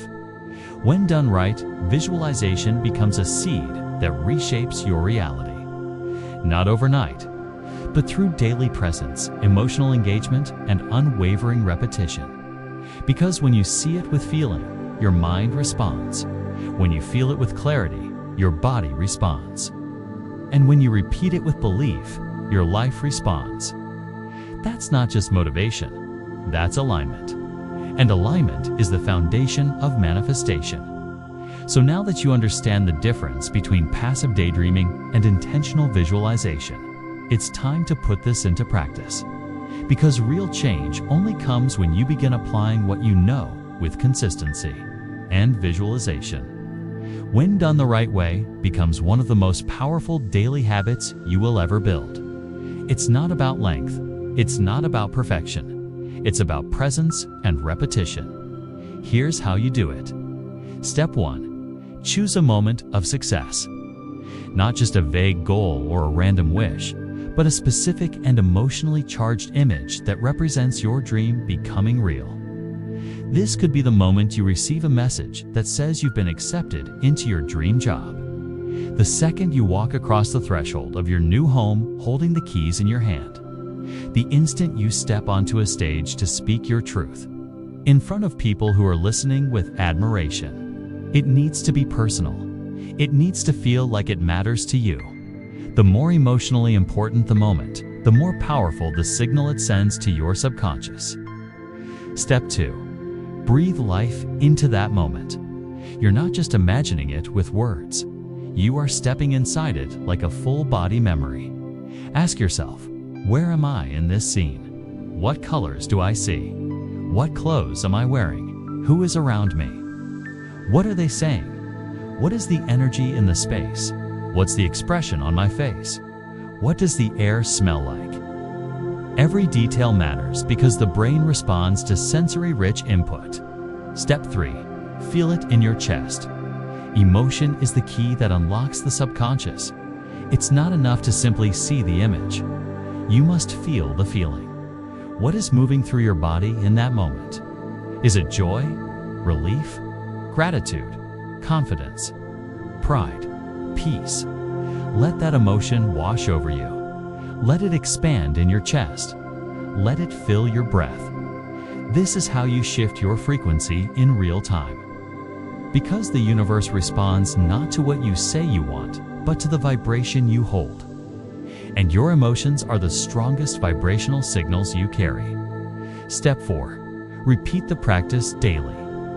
Frequency becomes power through repetition. The more often you step into this visualization, the stronger the neural pathway becomes. clearer the message to your subconscious, the more magnetic your energy becomes. You don't need to spend hours. Even 5 minutes every morning or right before bed can rewire your vibration. These are the moments when your brain is most open, most receptive, most programmable. Just like brushing your teeth, this is energetic hygiene. A way to clean your mind from doubt and align your system with the version of life you are choosing to embody. If you want to amplify the effect, find a quiet place, close your eyes, put on soft ambient music that relaxes you. Breathe deeply and begin the visualization with full presence. Let the scene unfold naturally. Let the emotion rise. Let your heart begin to trust that this is not just a fantasy. It is a future that you are already building from within. When you practice this consistently, something incredible begins to happen. You start to think like the version of you who already has it. You start to make decisions that align with that identity. You start to recognize opportunities you used to miss. You start to walk differently, speak differently. Carry yourself with the energy of someone who already belongs in that reality. Because in your inner world, you've been there 1,000 times. So when it starts to appear in your outer world, you are not surprised. You are ready. This is the power of visualization, not as a tool to escape your life, but as a portal to step into the life you are now ready to receive. Remember, your mind is a magnet, your body is a transmitter, and your energy is the message you send every day. When you align your inner movie with your deepest desire, the world begins to shift around you. Slowly at first, then all at once. So make this your practice, your daily ritual. Your time to remember who you truly are and who you are becoming. Because the more you feel it, the more you believe it. And the more you believe it, the more you allow it. And that, truly, is the beginning of manifestation made real. Once you understand how to visualize with clarity and emotion, you can begin applying this tool to every area of your life. Because visualization is not limited to one goal or one dream.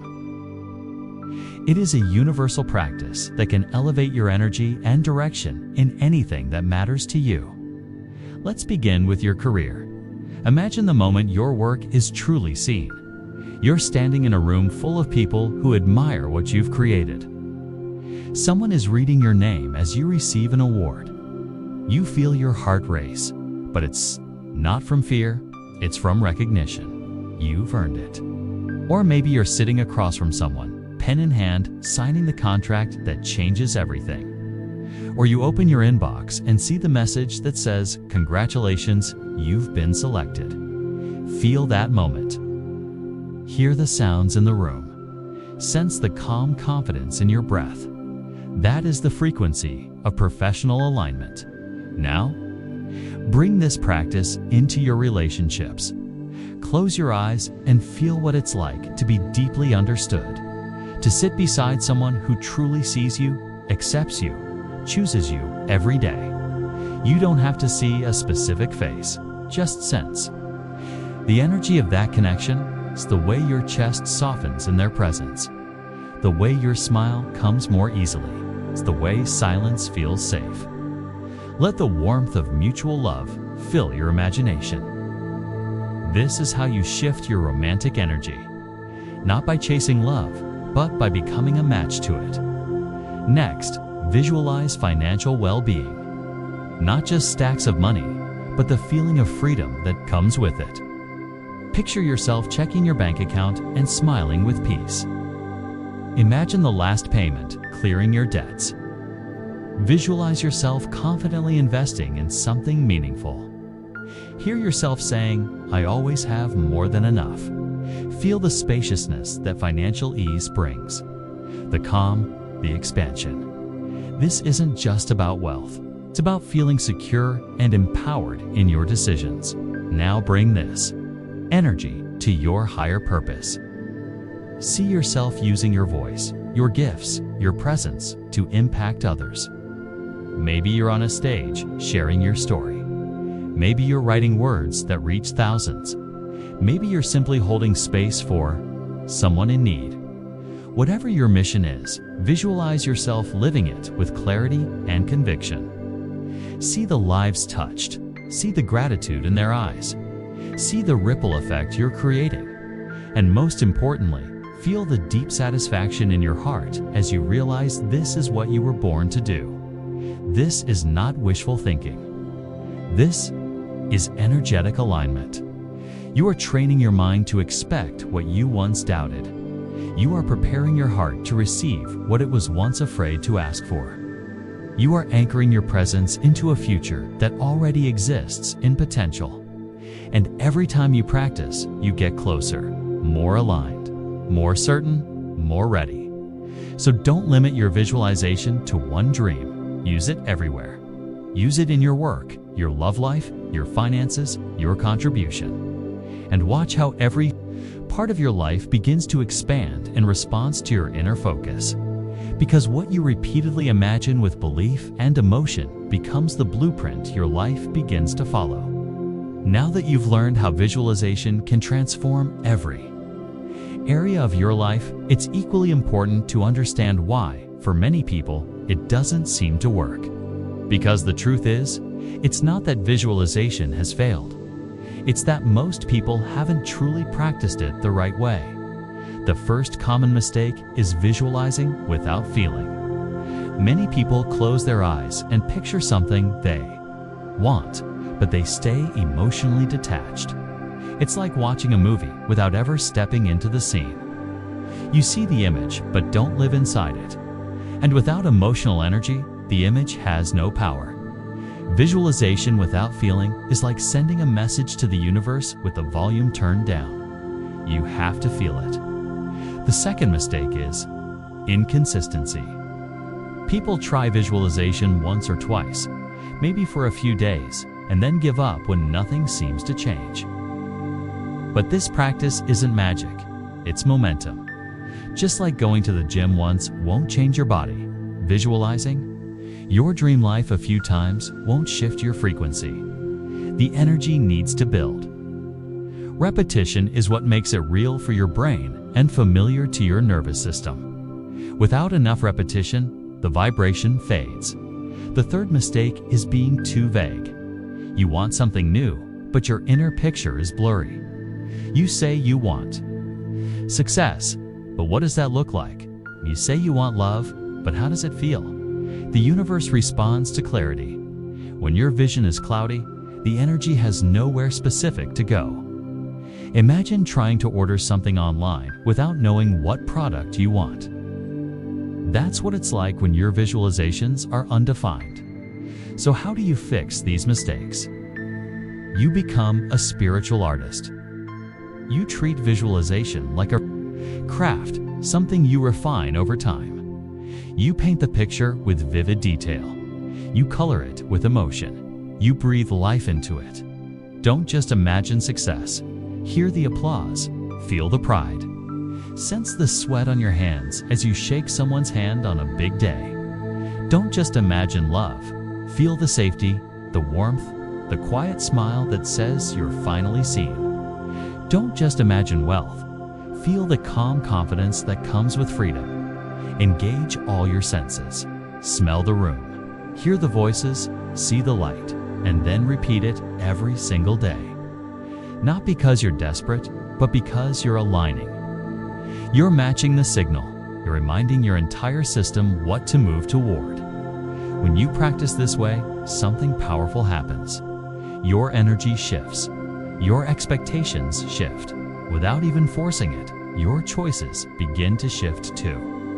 That's when doors open. That's when synchronicity appears. That's when the things you once wished for begin to feel normal. Not because the universe suddenly heard you, but because you finally spoke clearly. So don't let vague visions, half-hearted feelings, or inconsistent effort hold you back. You deserve more than a dream that lives only in your mind. You deserve to live it, breathe it, and become it. Visualize like it matters, because it does. It is the foundation of the life you're stepping into. After all the tools and insights you've just learned, there's one final truth that brings it all together. You don't have to wait 5 years to live the life you truly desire. You don't need the perfect job, the perfect relationship, or the perfect bank account before you feel the way you want to feel. You don't need every external detail to fall into place before you give yourself permission to be the person you've always wanted to be. Because the most powerful shift happens when you start living your dream life now, not someday in the future, but today in your inner world. This is the secret most people overlook. They postpone joy. They delay peace. They think fulfillment is something that comes later, once the results show up. But the law of attraction doesn't respond to delay. It responds to alignment. And alignment begins the moment you choose to feel, think, and act as if the life you long for is already flowing through you. Not in a forced or fake way, but in a grounded, heart-centered way. When you sit quietly and breathe into gratitude for the things you visualized, when you smile at the feeling of your future home, future love, or future success as if it's already real, you activate a frequency so clear that the universe cannot help but mirror it back to you. This is not fantasy. It's resonance. Your brain begins to rewire itself. Your body begins to shift its chemistry. Your behavior subtly starts to reflect your vision. You speak differently. You walk with more purpose. You notice opportunities you once ignored. And the more you live from this place inside, the more your outside world begins to catch up, because energy leads and reality follows. So instead of chasing your dream, embody it. Instead of hoping it arrives, act like it already belongs to you. Every moment you choose to feel abundant, to feel loved, to feel empowered, you are building the invisible bridge from where you are to where you're meant to be. The journey no longer feels like waiting. It feels like unfolding. This is the moment where you stop putting your happiness on hold. This is the moment where you stop being a visitor in your own vision. This is the moment where you decide to live from the inside out. You are not just wishing for a better life, you are aligning with it.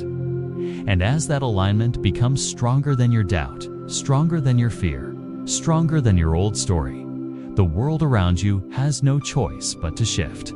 So, breathe it in. Feel it now. Let it anchor deep within you. You are no longer waiting for the dream, you are becoming the dream. And from this moment on, everything begins to change. You've been visualizing your dream. You've felt it in your body, seen it in your mind, lived it from the inside out. But maybe, just maybe, there's a part of you that still whispers, is this really for me? Have you ever wondered why? Despite how much effort you put in, despite how hard you try to shift your mindset, there's still this quiet feeling of not being enough. Not smart enough, not strong enough, not worthy enough. That feeling doesn't come from reality. It comes from repetition, from silent, habitual thoughts that have played in the background of your mind for years. And most of them have become so familiar that you no longer question them. You just live by them. You act from them. You speak from them. And that's where the invisible script of your life gets written, not by chance, but by the words you repeat to yourself every single day. Because words are not just sounds. They are frequencies. They are vibrations. They are messages you send to your subconscious mind over and over again, until your subconscious starts to believe that's who you really are. Every time you say, I can't, your body hears it. Every time you say, I'm not good at this, your brain rewires accordingly. Every time you say, I don't know if I can, your energy contracts, your belief shrinks, and your potential dims. And yet, the reverse is just as true. When you begin to speak with awareness, when you say, I am learning, I am worthy, I am becoming, something shifts. Your mind hears it, your body responds, your field begins to adjust. This is the foundation of affirmations. They are not cheesy phrases. They are not about pretending everything is perfect. They are about choosing to speak in alignment with the future you're stepping into. When you say, I am confident, even when you feel uncertain, you are training your energy to rise to the identity you desire. When you say, I deserve love, even if a part of you still questions it, you are planting a new seed in the fertile soil of your subconscious. Over time, with enough nurturing, that seed becomes your reality. Because your words shape your beliefs, and your beliefs shape your behavior, and your behavior shapes your life. This is why affirmations are not just positive phrases. They are declarations of identity. They are the bridge between who you've been and who you are becoming. But they only work when you bring emotion into them. It's not enough to say them with your lips. You must say them with your heart, with breath, with feeling, with presence. That is when the subconscious listens. That is when the vibration carries out into the field. That is when the shift becomes tangible. So if you've ever felt like nothing is working, ask yourself this: what have I been saying to myself? What stories have I been repeating out loud or in silence? And am I ready to rewrite them now? Because from this moment forward, every word you choose is a brick in the foundation of your future. Speak gently. Speak with power. Speak in alignment with the life that is waiting for you. Now that you understand the weight your words carry, let's go deeper. What exactly are affirmations, and why do they hold such transformational power?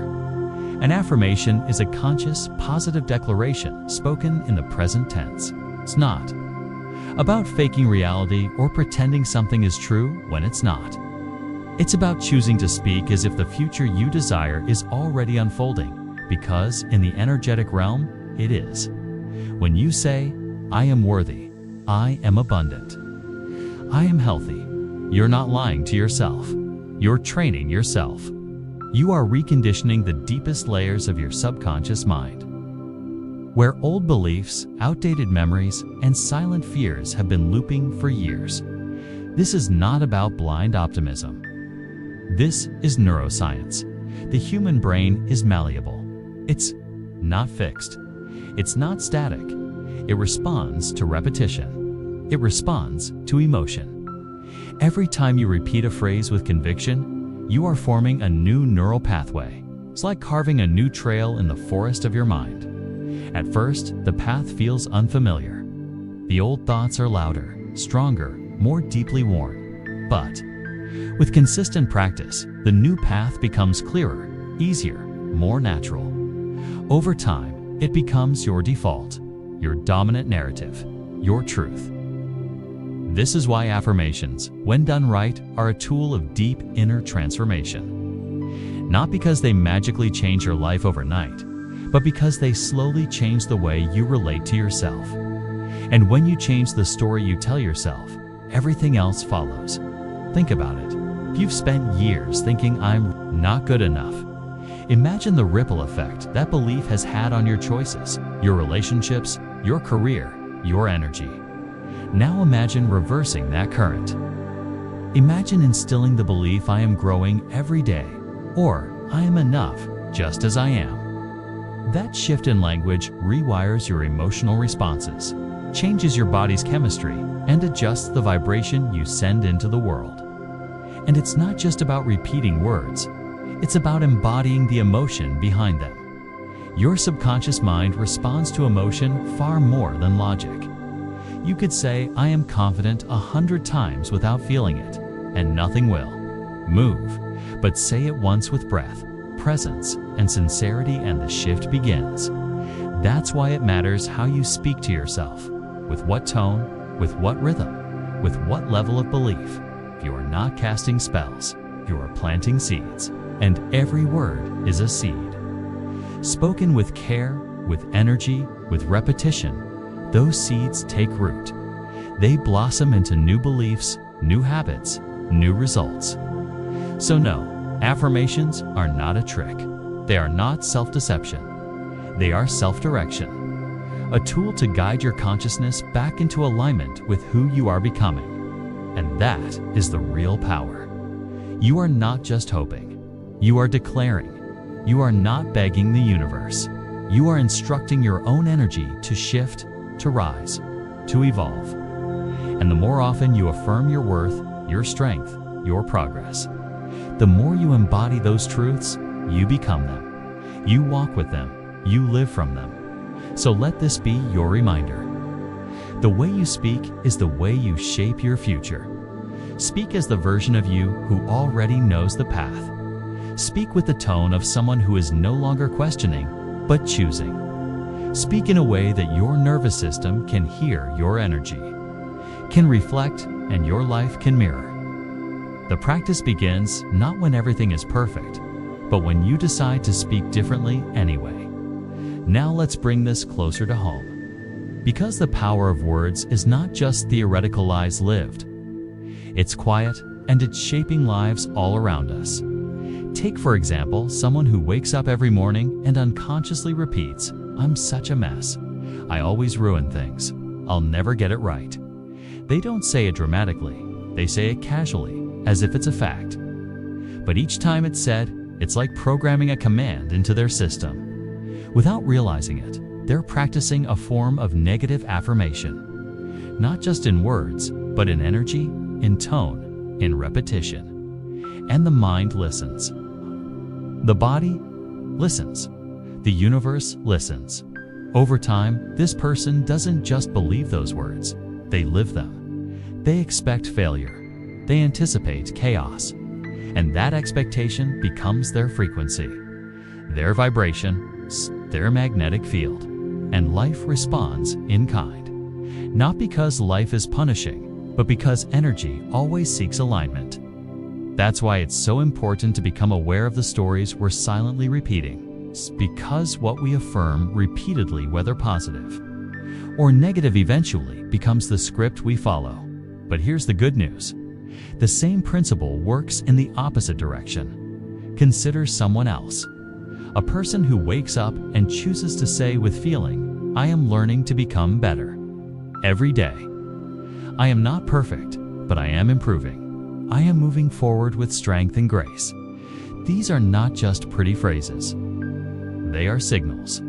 Intentional signals sent to the brain, to the heart, to the field of infinite possibilities that surrounds us.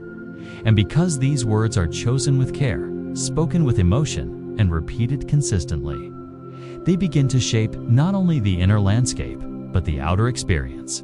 The brain starts to shift. Neural pathways form, emotional states improve, and opportunities that match those frequencies begin to emerge. The person starts noticing solutions instead of problems. They begin taking action from belief, not from doubt, and little by little, the world responds. New people come in, fresh chances appear, the vibration gets stronger, and they no longer feel like they're surviving. They feel like they're building something real, something aligned. All because of one small shift, the choice to speak differently. And this is the quiet magic we often overlook.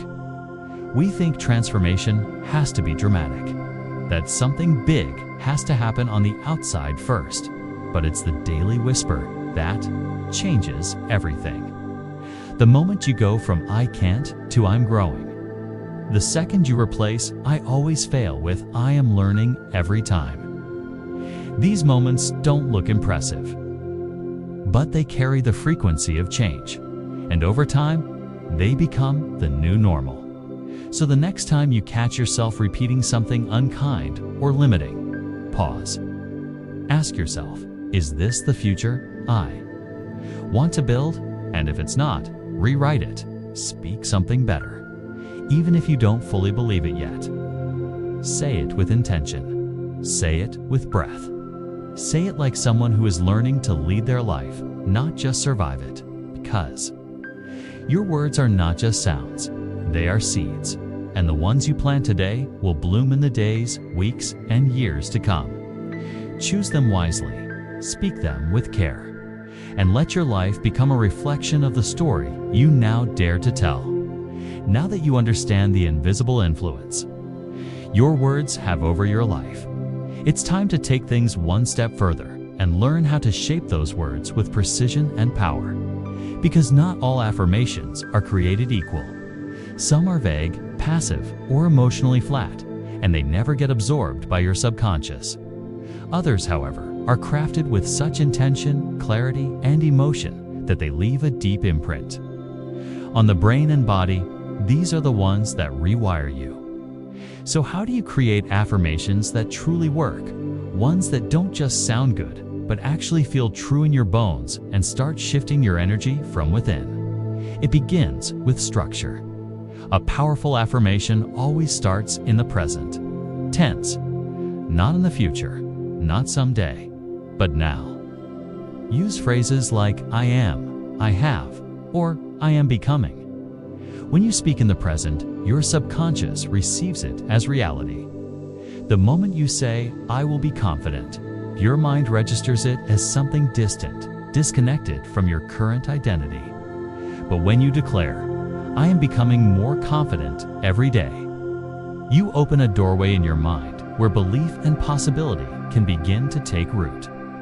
The second key is clarity. Be specific and positive. Don't tell your brain what you don't want.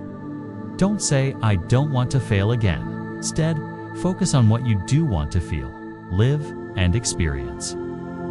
Say, I am becoming grounded and secure in who I am. Why? Because the subconscious mind doesn't process negation well. It hears the dominant emotion and image. So when you say, I don't want to be alone, the emotion of loneliness still gets activated. Instead, say I am surrounded by connection and love. Focus your words on the reality you wish to grow. The third and most important element is emotion. Affirmations are not meant to be robotic declarations.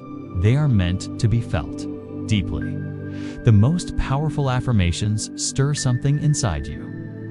They bring tears, they spark courage, they ignite pride. So when you speak them, slow down, close your eyes, breathe into the words. Say them not just with your mouth, but with your heart. The more emotion you bring, the more energy you imprint.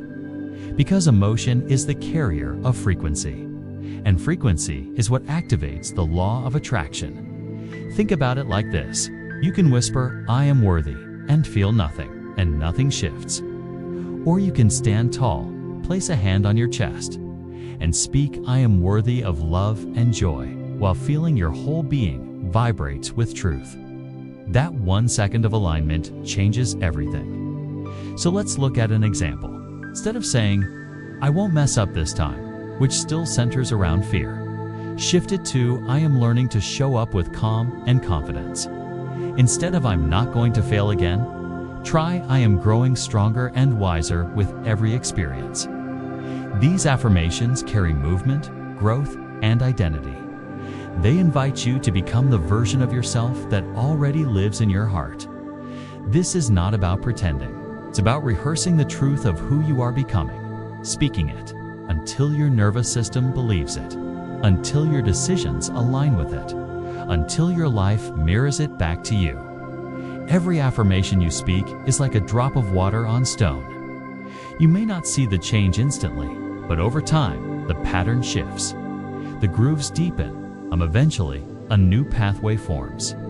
This is how transformation begins, quietly, consistently, with words that are shaped with care, spoken with trust, and fueled by emotion. So as you continue on this journey, don't just think affirmations, feel them. Don't just repeat them, live them. Let them be your daily reminder of the truth you are rewriting into every cell, every thought, every breath. Now that you understand how affirmations are built and why they shape your inner reality, the next step is simple but life-changing. Bring them into your daily routine. Affirmations only become powerful when they are practiced consistently. Not once, not twice, but every single day, like brushing your teeth or drinking water. They must become part of your rhythm, your rituals, your way of relating to the world. Let's begin with your morning. The moment you wake up, before your phone. Before the news, before the noise of the world takes over. That is a sacred window. Your brain is still in a receptive state, hovering between sleep and wakefulness.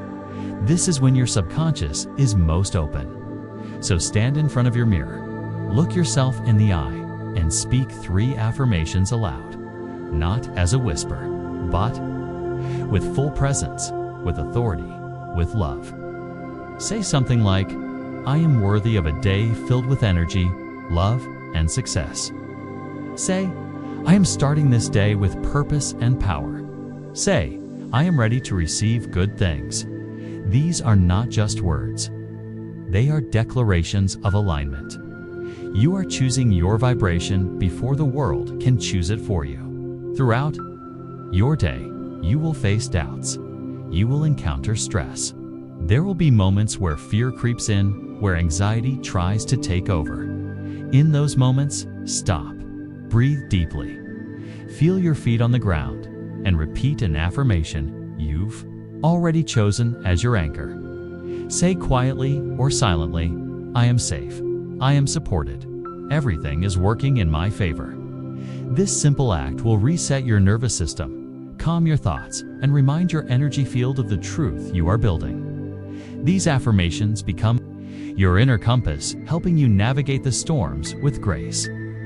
Then comes the night.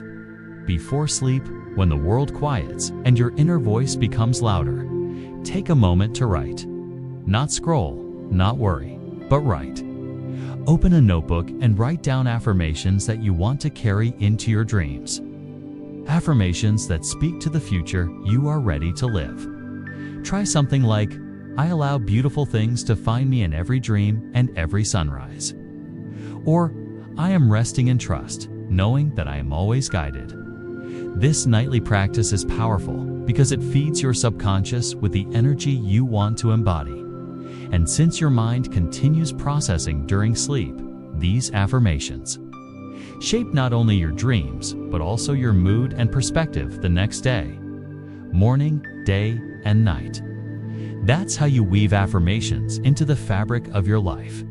They become more than just practice. They become presence. They become protection. They become programming. Remember, it's not about doing it perfectly. It's about doing it consistently. Even on the days when you don't feel it, especially on those days, because those are the moments when affirmations work the deepest. When your external world doesn't yet match your inner vision, but you choose to speak life anyway. That is when your words carry the most weight. That is when your frequency begins to shift. So let affirmations walk with you. Let them hold your hand in the dark. Let them lift your chin when you forget who you are. Say them in front of the mirror. Whisper them in the car. Write them in your journal. Sing them in your mind. Let them become your language of power, of possibility, of peace. This is not about pretending to be someone you're not. It's about remembering who you already are, letting your words bring that version of you to life. One breath, one thought, one sentence at a time. As you continue integrating affirmations into your daily life, there is a quiet truth worth remembering. Not every affirmation will resonate with you right away. And that is completely okay. This journey is not about forcing yourself to believe something that feels too far from where you stand today. It is about gently bridging the gap between who you are and who you are becoming. The most powerful affirmations are the ones that stir something within you when you speak them. They make you pause. They make you breathe deeper. They make you feel even a flicker of possibility. So if a certain phrase feels empty or too distant, you have the permission to adjust it. You do not have to say, I am already living my dream. Life, if your heart rejects it. You can soften the statement, bring it closer to your current emotional state, and still move in the direction of your desires. You can say, I am learning to believe in my dream life. You can say, I am opening to the idea that more is possible for me. These gentle phrases are not weaker. They are wiser. They meet you where you are and help you walk step by step toward where you want to be.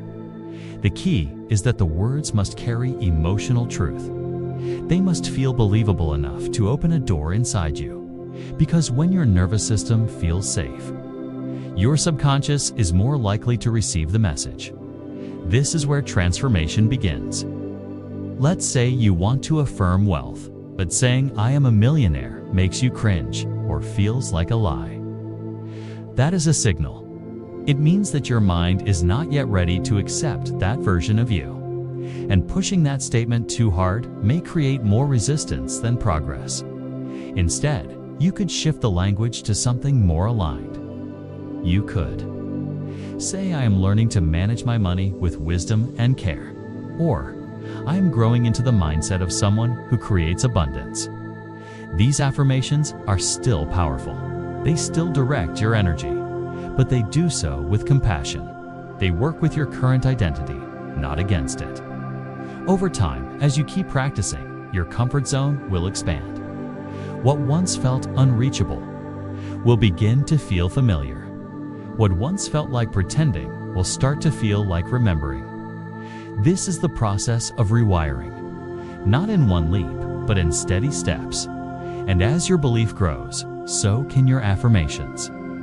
You can begin to speak bolder truths. You can say, "I deserve to live fully." You can say, "I trust in my ability to create the life I desire." You can say, "I am ready to step into my next level." These words, spoken with sincerity and commitment, are like seeds planted in the soil of your subconscious. With repetition and emotion, they take root. They begin to shape the lens through which you view the world, and they change what you expect, what you attract, and what you allow. So trust your intuition. If a sentence makes you feel small, adjust it. If a phrase makes you feel alive, repeat it. You are not reciting magic spells.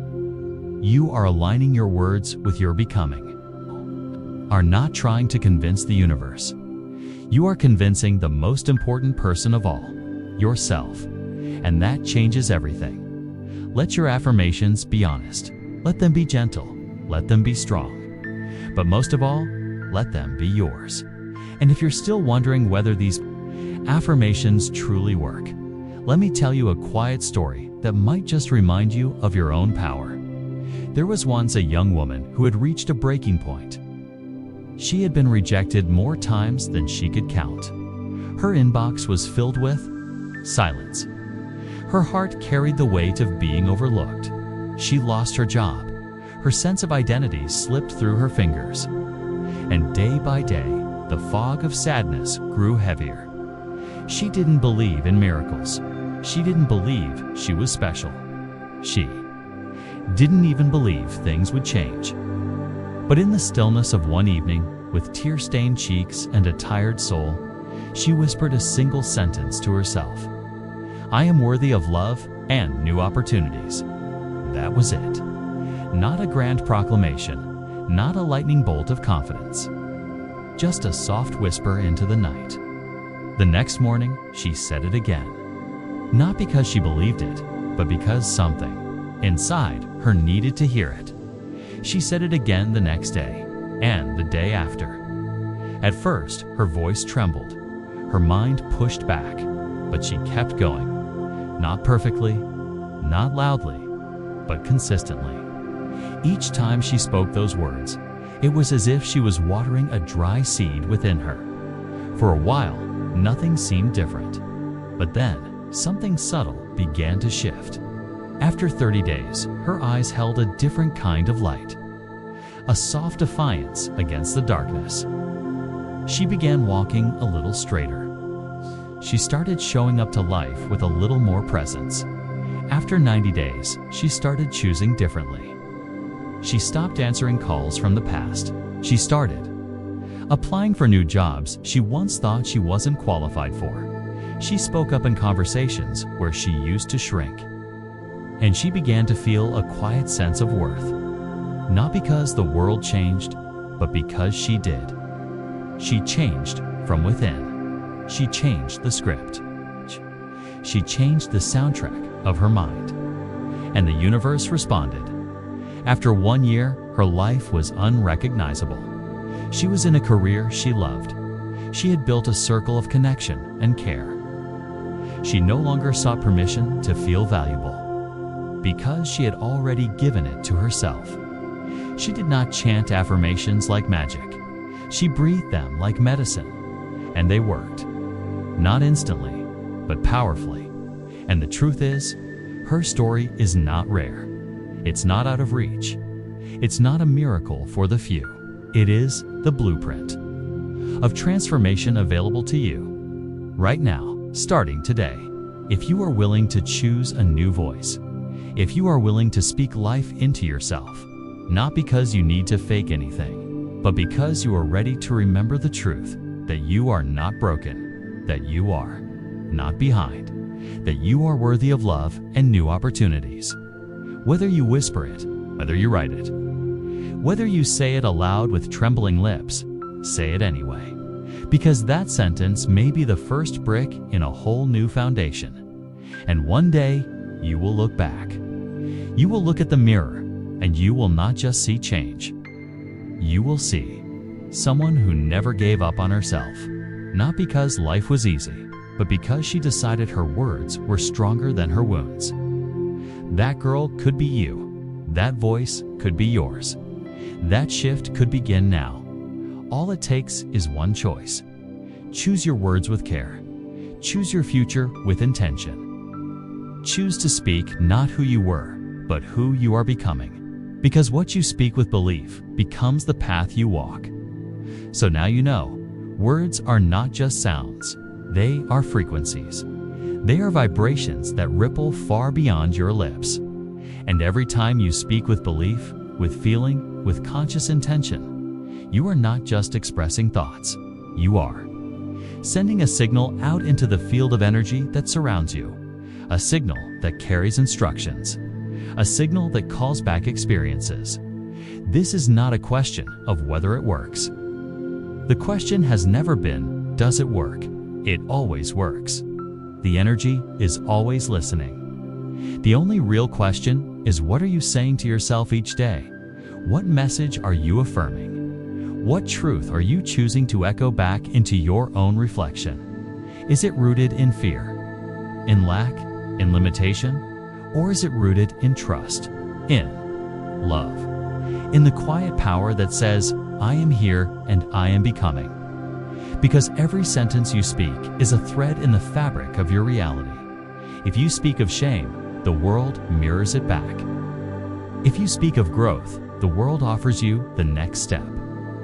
If you speak of joy, the world opens a window to let it in. And so today, you are not just choosing words. You are choosing direction. You are choosing alignment. You are choosing the version of you that you are ready to stand beside. Say it with clarity. Say it with emotion. Say it like the future depends on it. Because, in many ways, it does.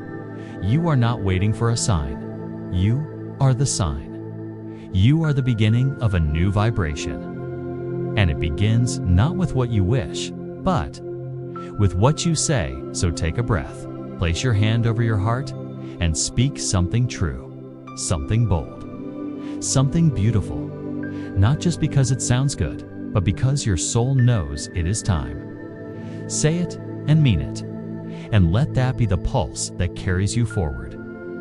Into the next moment, into the next choice, into the next chapter. Because the universe is not asking whether you believe in it. The universe is simply asking whether you believe in you. Your answer clearly. Speak it now. Speak it every morning, every night. In your quiet moments, in your hardest days. Speak it when no one else sees the light. Because your words are building it. Your voice is forming it. Your truth is becoming. This is a practice of magic. This is the science of frequency. The art of inner design. The mirror of self-creation. So again I ask you, not will it work, but what have you spoken to yourself today? And if that answer is anything less than love, you can change it right now. Because words shape energy. And Energy shapes reality. Speak as if your life is listening, because it is. You do not live according to your full potential. You live according to what you believe about your potential. And that distinction changes everything. Because the limitations in your life are not placed there by your dreams. They are placed there by your beliefs, not the beliefs you speak out loud, but the ones that live deep in your subconscious, the quiet beliefs you rarely question, the silent rules you picked up through years of repetition, rejection, and misunderstanding. If you believe you are not enough, the world mirrors that belief. If you believe success is for someone else, the opportunities pass you by. If you believe you will always be abandoned, you start pulling away before others can reach you. And none of it is happening because you do not deserve love or success or fulfillment. It is happening because your inner world is vibrating at the frequency of those beliefs. The law of attraction does not respond to your wishes. It responds to your expectations. It responds to the frequency of what you truly believe is possible. And that is where your true work begins. Not in forcing results, not in chasing something outside of yourself, but in sitting quietly, bravely, and asking the question, what do I really believe about who I am and what I deserve? Because every belief that limits you today was built in the past, and what was built can be rebuilt. What was accepted can be unlearned. What was true for you once does not have to stay true forever. You are not a fixed identity. You are a system of thoughts and habits and energies that can be transformed. But first, you must notice the walls you built without realizing it. Maybe it came from childhood, from being told to stay small or be quiet or stop dreaming. Maybe it came from failure, from hearing no too many times. Maybe it came from watching others give up and thinking that meant you had to give up too. Whatever the origin, it is not your future, unless you keep reinforcing it. So, begin here. Begin with honesty. Begin with the uncomfortable truths. What? Are you still carrying that no longer belongs to you? What voice do you still believe, even though it does not serve you? What identity are you still living, even though you have outgrown it? These are not easy questions, but they are the questions that awaken your power. Because you cannot heal what you will not face, and you cannot attract something new while still vibrating in the old. So now is your invitation to pause and reflect, not to judge yourself, but to liberate yourself. Because if you can see the belief clearly, you can begin to rewrite it. And when you rewrite the belief, you rewrite the energy. And when you rewrite the energy, you change the outcome. This is not about pretending. This is about remembering. Remembering that underneath the layers of doubt, you were born worthy. You were born whole. You were born with a mind that can learn and unlearn and choose again. And that is your gift. That is your responsibility. The beliefs you carry shape the life you live. If they no longer serve you, you have every right to release them. Because life is not asking you to be perfect. Life is asking you to be honest. And if you can be honest enough to see your walls, you can be strong enough to walk beyond them. So what exactly are limiting beliefs? They are not random thoughts or occasional doubts. They are conclusions. Conclusions you made about yourself and the world during moments of pain, confusion, or rejection. They are internal agreements you never consciously signed, but ended up living by. They often begin in childhood, when your mind was open, your emotions were raw, and your sense of self was still forming. Maybe someone laughed when you tried something new. Maybe you failed at something important, and no one helped you process it. Maybe a teacher or a parent said something in frustration that you took as truth. And in that vulnerable moment, your mind tried to make sense of the pain. It tried to protect you. So, it came up with a rule, a belief. Something like, I am not good enough. I should not speak up. I always mess things up. These beliefs sink deep into your subconscious. And like invisible software running in the background, they begin to shape the way you see yourself. They decide what risks you take, what opportunities you allow in, what kind of relationships you believe you deserve, and the most dangerous part is this. Most of the time, you do not even realize they are running. They feel like truth. They sound like your own voice. But they are not truth. They are echoes. They are echoes of a younger version of you who tried to survive something difficult. They were useful at the time. They made sense then, but now? They are keeping you small. Now, they're keeping you stuck. Let's take a simple example. A child is criticized often for making mistakes. Every time they try something, they hear words that sting. Eventually, they stop trying. They begin to believe, maybe I am just not capable. Maybe I am not smart. Years pass. The child grows into an adult. They get a good job, they develop skills, they have potential. But when a new opportunity comes that could elevate their life, they hesitate, they withdraw. They say no before the world can reject them, and they do not even know why. That is the power of a limiting belief. It does not scream, it whispers. It whispers just enough to hold you back, and it hides behind logic. It tells you, this is not realistic. It is not the right time. I am not ready. But beneath those words is something deeper. A belief that you are not worthy. A belief that you will fail. A belief that you are not meant for more. And until you become aware of those hidden beliefs, you will keep building a life around them. You will stay in comfort zones that feel safe but unfulfilling. You will lower your dreams to match your fears. And you will call it being realistic. But you are not meant to live by fear. You are meant to live by truth. And the truth is, any belief that keeps you from stepping into your full self is not your truth. It is a defense mechanism that outlived its purpose. It is a chain you have the right to break.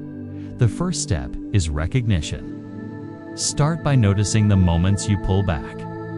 Ask yourself, what do I believe in this moment that is making me shrink? What am I telling myself that is keeping me small? Trace it back. Where did I learn this? Who gave me this belief? And is it serving me now? If it is not, then you have the power to release it.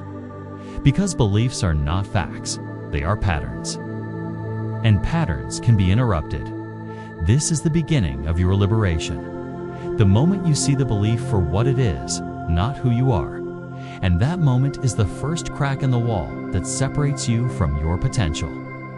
Now that you understand what limiting beliefs are and how deeply they can shape your life, the next step is bringing them into the light. Because what you can name, you can change. What remains unconscious will continue to control you. So here is a powerful yet simple exercise to begin recognizing the silent beliefs that have been running in the background of your mind. Take a blank sheet of paper and write the phrase "I always" at the top. Then pause. Let your hand move without overthinking. Let your subconscious speak. Allow the thoughts to pour out. You may be surprised by what comes through. It might say, I always mess things up. I always fall short. I always get overlooked. I always compare myself. I always feel behind. These are not just random thoughts. These are emotional patterns, repetitive storylines, core beliefs that have quietly been directing your decisions and emotions without you realizing it. And the fact that they start with "I always" is no accident. That phrase carries permanence. It suggests identity. It turns a single failure into a definition of who you are. And that is exactly how limiting beliefs gain power. They convince you that what happened to you is who you are, but that is never the truth. You are not the pattern. You are the observer of the pattern. When you write these beliefs down, something begins to shift. You create distance. You see them as thoughts, not facts. You begin to notice the difference between what you believe and what is real. And that moment of awareness is gold. It is the crack in the illusion, the first key to freedom. This journaling exercise is not about judging yourself. 'Tis not about fixing anything right away. It is about witnessing with compassion, seeing what your inner world has been repeating. And once you've written these sentences, read them slowly. Ask yourself, where did this belief come from? Who told me this? When did I first start thinking this way? Most of the time, you'll trace it back to a memory, a moment that hurt, a situation that felt out of your control. And instead of processing it, you made a silent agreement. You decided something about yourself that was never meant to be permanent. But because it was never questioned, it stayed. It became the lens through which you saw yourself and the world. And every time life gave you evidence that supported the belief, it got stronger. Not because it was true, but because it was familiar. But now, you have the chance to rewrite the script. By identifying these I always beliefs, you can begin to challenge them. You can begin to say, this is not who I am. This is who I thought I had to be to stay safe, to avoid pain, to fit in. And that is a powerful realization. The belief loses its grip the moment you see it for what it is. Just a belief, not a law. Not your destiny, not your identity.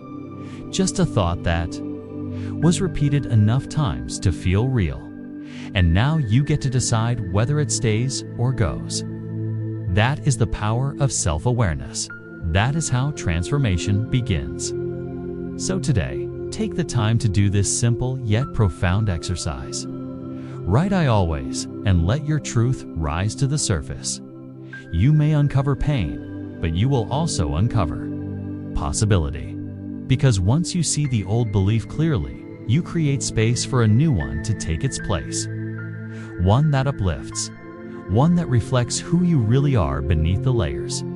This is how you begin the journey back to yourself. One belief at a time, one truth at a time. And that truth starts here.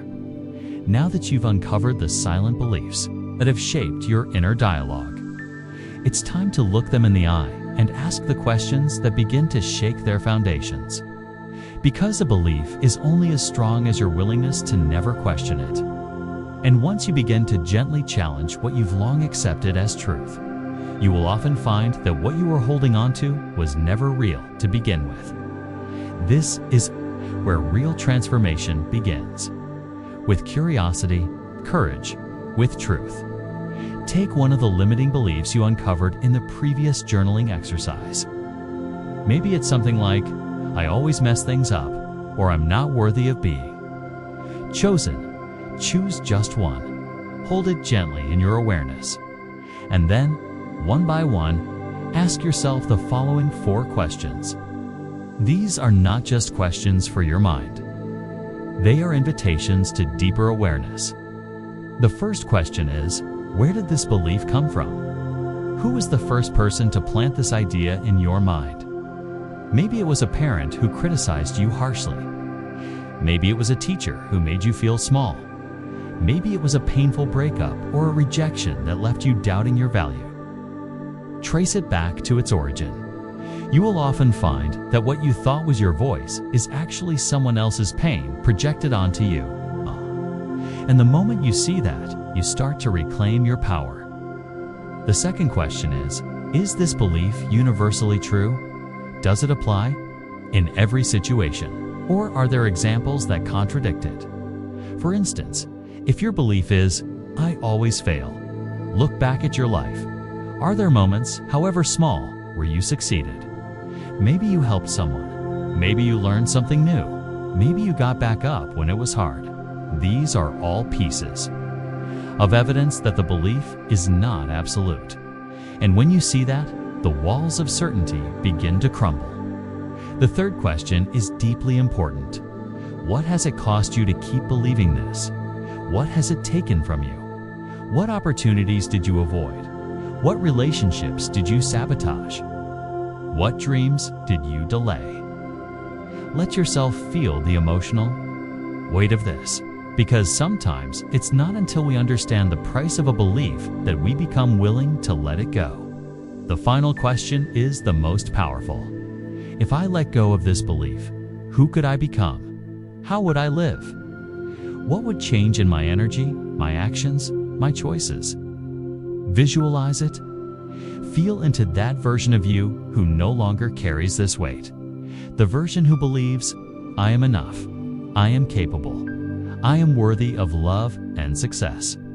Let that future version speak to you. Let it show you what is possible beyond the old narrative. Now, take a deep breath and write down your honest answers to all 4 questions. This is not just an intellectual exercise. This is an energetic shift. A declaration to yourself that you are willing to see differently. That you are no longer available for the story that was handed to you by someone else's pain. This is the beginning of choice, of liberation, of stepping into your truth. And here is something profound to remember. A belief is not a fact. It is a thought you repeated enough times to feel true. And if you can believe in a limitation, you can also believe in your potential. If you can create a wall with your mind, you can also tear it down with your awareness. You are not stuck because of your circumstances. You are stuck because of the meaning you gave those circumstances. But meaning can change, and so can you. By asking these 4 questions regularly, especially when an old pattern arises, you train your mind to pause, to reflect, to choose again. This is the foundation of inner freedom. This is how you rewire the way you see yourself, the way you speak to yourself, the way you meet your life. So take your time, be honest, be kind. Let your answers surprise you. And most importantly, let them move you. Because when you realize that the belief is just a choice, you also realize that a new choice is now available. You are no longer the child who had to believe what they were told. You are the conscious adult who can see clearly, love deeply, and rewrite the script. One belief, one question. One moment of truth at a time. The wall begins to crack. The light begins to shine through. And from that light, a new version of you begins to rise. Now that you have questioned the beliefs that were never truly yours, it's time to replace them with something stronger, something truer, something that aligns with who you are becoming. This is the step where you don't just let go of the old, you actively plant the seeds of the new, because nature doesn't tolerate a vacuum. When you clear out a limiting belief, you must fill that space with a deeper truth. And that is what we call a truth statement. A truth statement is not a wish or a fantasy. It is a grounded affirmation rooted in self-awareness and possibility. It is a sentence that feels believable enough to repeat, yet powerful enough to guide you forward. Let's go through a few examples to help this come alive for you. If your old belief was, I'm not worthy of love, your truth statement might be, I am learning to love myself, and I am worthy of true connection. If your old belief was, I always fail, your truth statement could be, every past challenge taught me something that moves me closer to success. Can you feel the shift? It's not about pretending that everything is perfect. It's about speaking to yourself in a way that honors your growth, your learning, your resilience. A truth statement bridges the gap between where you are and where you want to go.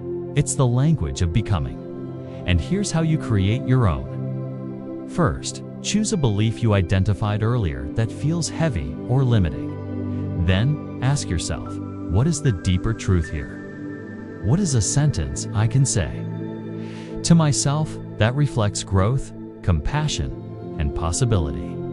It doesn't need to be poetic. It needs to feel real. For example, if you often think, I'm always overlooked, your truth statement might be, I am learning to value myself and I attract people who see and respect me.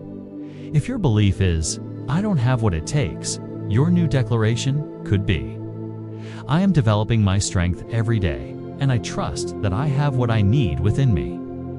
Once you've written 3 of these statements, don't let them sit in a notebook collecting dust. Put them where your eyes can meet them every day. Tape them to your mirror. Place them by your bed. Make them the background on your phone. Let them become part of your environment, part of your breath, part of your identity. Repeat them often. Not like a chant you recite without meaning, but like a sacred reminder of the truth you are choosing to live into. Say them out loud with emotion. Whisper them when you're tired. Write them down again when you need to remember who you are. These statements are not magic spells. They're tools of reprogramming. Each time you speak them, you carve a new neural pathway in your brain. You shift your emotional frequency. You show your subconscious that there is another way. And slowly, over time, these words become more than just sentences. They become the lens through which you see yourself, the energy you carry, the choices you make. When you say, "I am learning to trust myself," you start taking actions that reflect trust. When you say, "I deserve joy," you begin to notice and claim the moments of joy that were always there. Your truth statements become self-fulfilling, because what you believe, you begin to embody. What you embody, you begin to attract.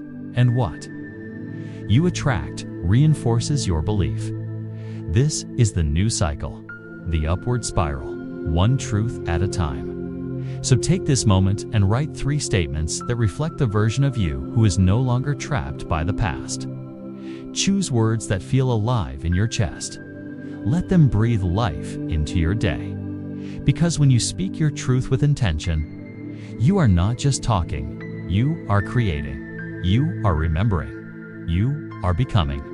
Now that you've written new truth statements and started planting seeds of a more empowered identity, the next step is to create a real-time practice that helps you shift your inner state in the moment. Because, let's be honest, awareness alone is not enough. You will still have days when old reactions show up, when doubts whisper again, when fear creeps in through the back door of your mind. And in those moments, you need more than theory. You need a simple, grounded way to catch the old pattern, pause the spiral, and redirect your energy. That is where this practice comes in. It's called I See, I Understand, I Choose Again. And while it may seem subtle, it's one of the most powerful ways to rewire your energy in daily life. Here's how it works. Imagine this. You're facing a challenge.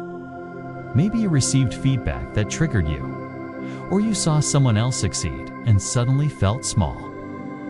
In that instant, your old belief kicks in. The one that says, "You're not good enough, you're behind, you'll never make it." Instead of letting that belief run on autopilot, you stop. You take a breath and you speak to yourself with clarity. First, you say, "I see. I see that I'm thinking I'm not enough. I see that I'm reacting from an old wound." This first step brings awareness. It takes the belief out of hiding and into the light. Then you say, "I understand. I understand that this is an old belief. It came from past moments when I felt rejected, overlooked, or unworthy. But that was then, and this is now."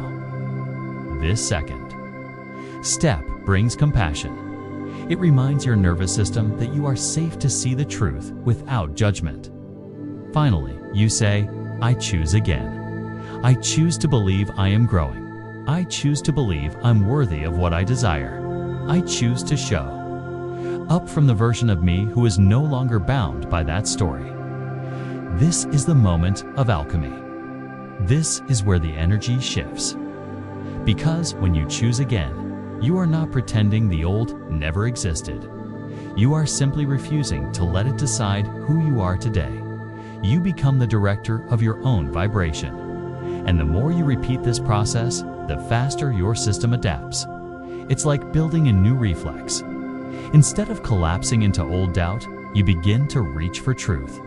You train your mind and body to recognize the signal of fear and meet it with presence. And every time you do, you create a new groove in your consciousness, one that aligns with your highest self, So let's walk through a real-life scenario. You're about to submit an application for something you care about: a new job, a scholarship, a creative project. Suddenly, a thought enters. You're probably not qualified. You always mess these things up. That's the moment you pause. You breathe, you say, "I see that I'm thinking I will fail. I understand this comes from old disappointments, and I choose again. I choose to believe I am ready for growth." One choose. To believe this opportunity came to me for a reason. I choose to act from self-trust. Feel the shift. One moment you were spiraling. The next, you're aligned. This is what reclaiming your energy looks like. It's not dramatic, it's not loud, but it is revolutionary. Because it means you are no longer a prisoner of old programming. You are awake. You are aware. You are actively choosing the frequency of who you are becoming. Make this your daily rhythm. When the old thought appears, don't fight it, don't fear it, just meet it. I see. I understand. I choose again, and then move forward from that higher choice. Because every new choice reinforces your power. And over time, your entire energy field begins to reflect this new truth. You're no longer waiting to feel better. You're creating it. One breath, one thought, one choice at a time. And now, as we close this part of the journey, remember this truth: you are not trapped by your reality. You are only held back by the story you've been telling about yourself. A story written through past pain, old judgments, and beliefs that were never truly yours. But here is the most empowering part. That story can be rewritten. Not tomorrow, not someday, but starting now. Because the moment you question a belief is the moment you hold the pen. When you replace an old thought with truth, you are not just changing your mind. You are releasing energy that has been stuck. You are unlocking potential that has been waiting. You are calling back power that was scattered in fear, shame, or silence. And when you do that enough times, something extraordinary happens. You stop reacting from your history, and you start creating from your vision. You stop living as a result of the past, and you begin living as a conscious creator of your future. So yes, it takes practice. Yes, it takes courage.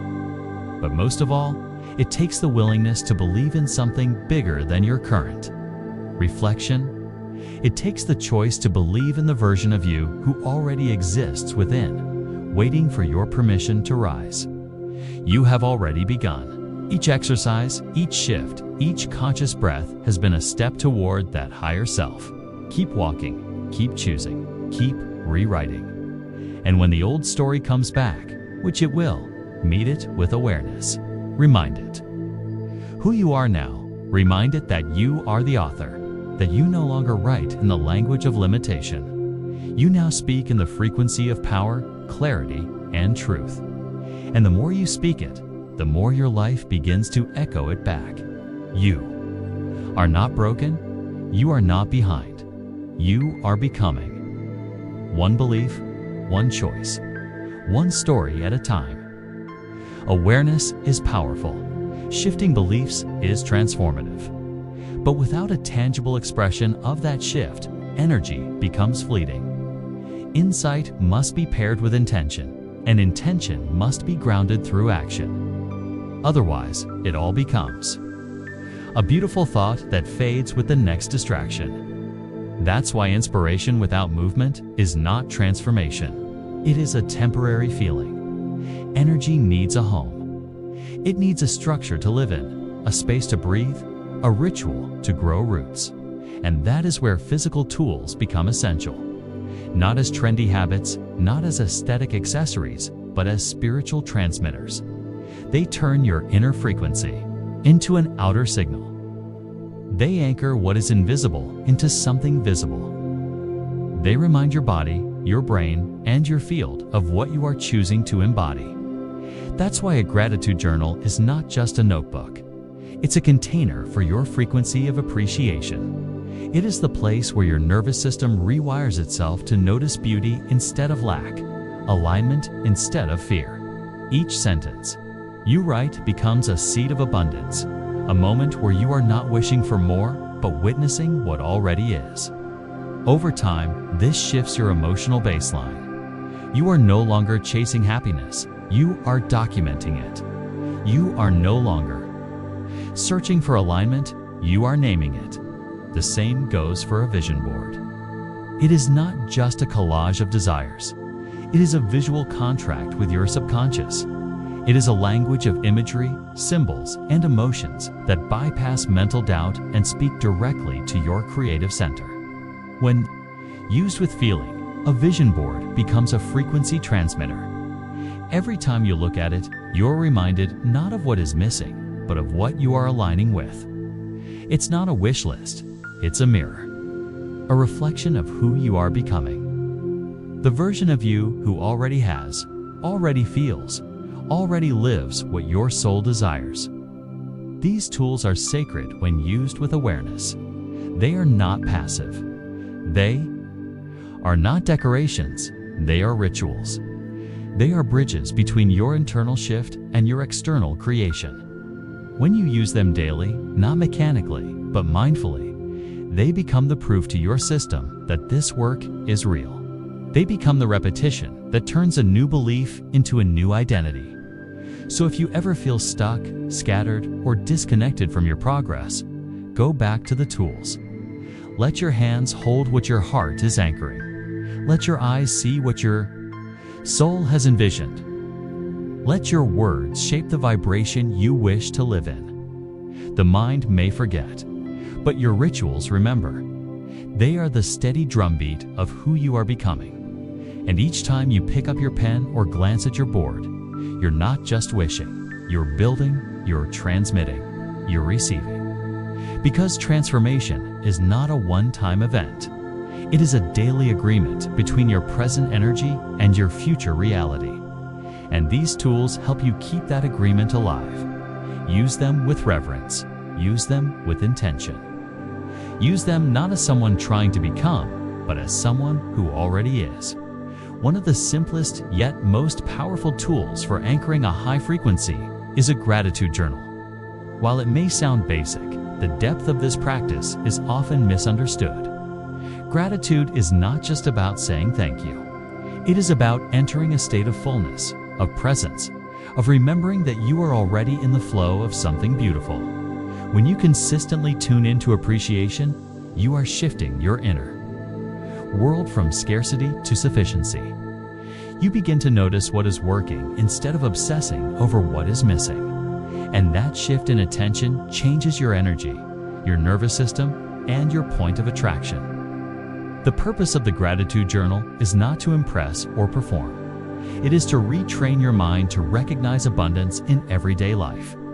It is to help your heart soften, your breath slow down, and your spirit open. This is how you create a foundation for manifestation, not through force, but through frequency. Here is how to begin. Step 1. Choose a notebook that feels special, something you don't use for anything else. Label it with a title like, I am grateful for, or moments that filled my heart. This is not just stationery. It is a sacred space. Step 2. Each morning or evening, write down at least 3 things you are truly grateful for. These don't need to be grand. In fact, the smaller, the better. The way sunlight poured into your room. The moment someone smiled at you. The fact that you had clean water or a safe place to rest. The key is to include why you are grateful for each item. That extra sentence activates a deeper emotional layer and makes your brain create new associations. For example, don't just write, I'm grateful for coffee. Write, I'm grateful for the warmth of my coffee this morning because it gave me a moment of peace before a busy day. That small addition turns a thought into a feeling, and a feeling into a frequency. Step 3. Allow yourself to feel the emotion. This is the difference between going through the motions and actually transmitting energy. As you write, pause. Close your eyes. Let your chest soften. let a smile rise naturally. You are not just writing, you are remembering. You are reconnecting with the reality that your life already holds moments of beauty. This is not about pretending everything is perfect.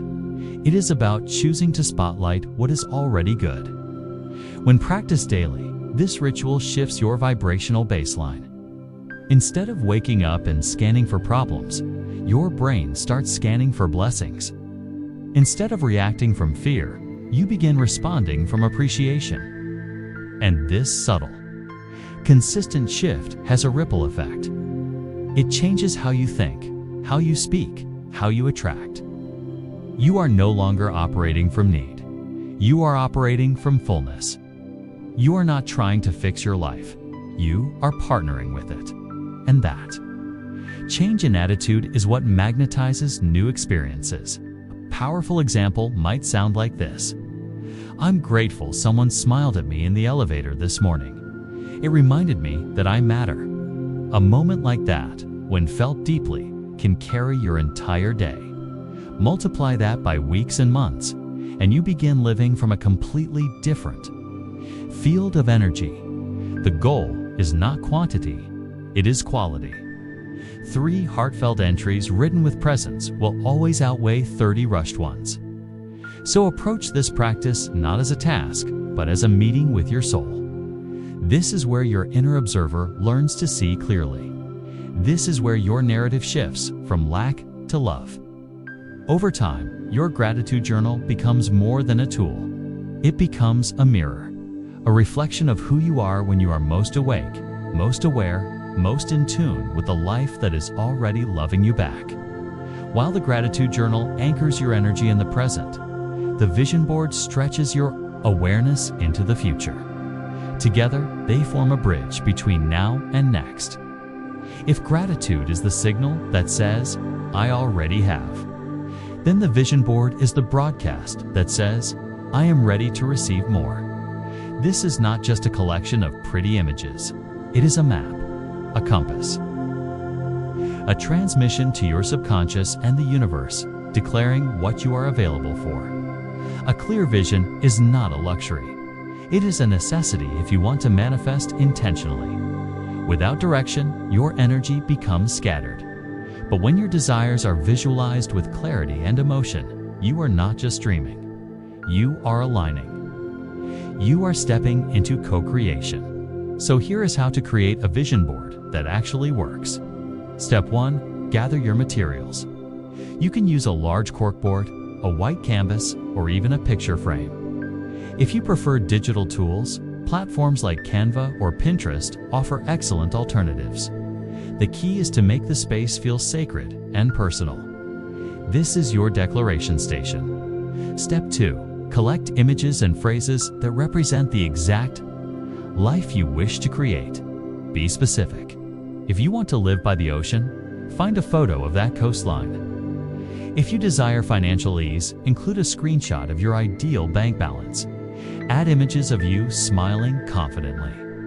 Add words that reflect your chosen identity, like I am free or I wake up excited for life. The more personal and emotionally resonant the visuals, the more powerful the effect. Step 3. Arrange your images and affirmations in a way that inspires you. This is not about aesthetic perfection. It is about emotional impact.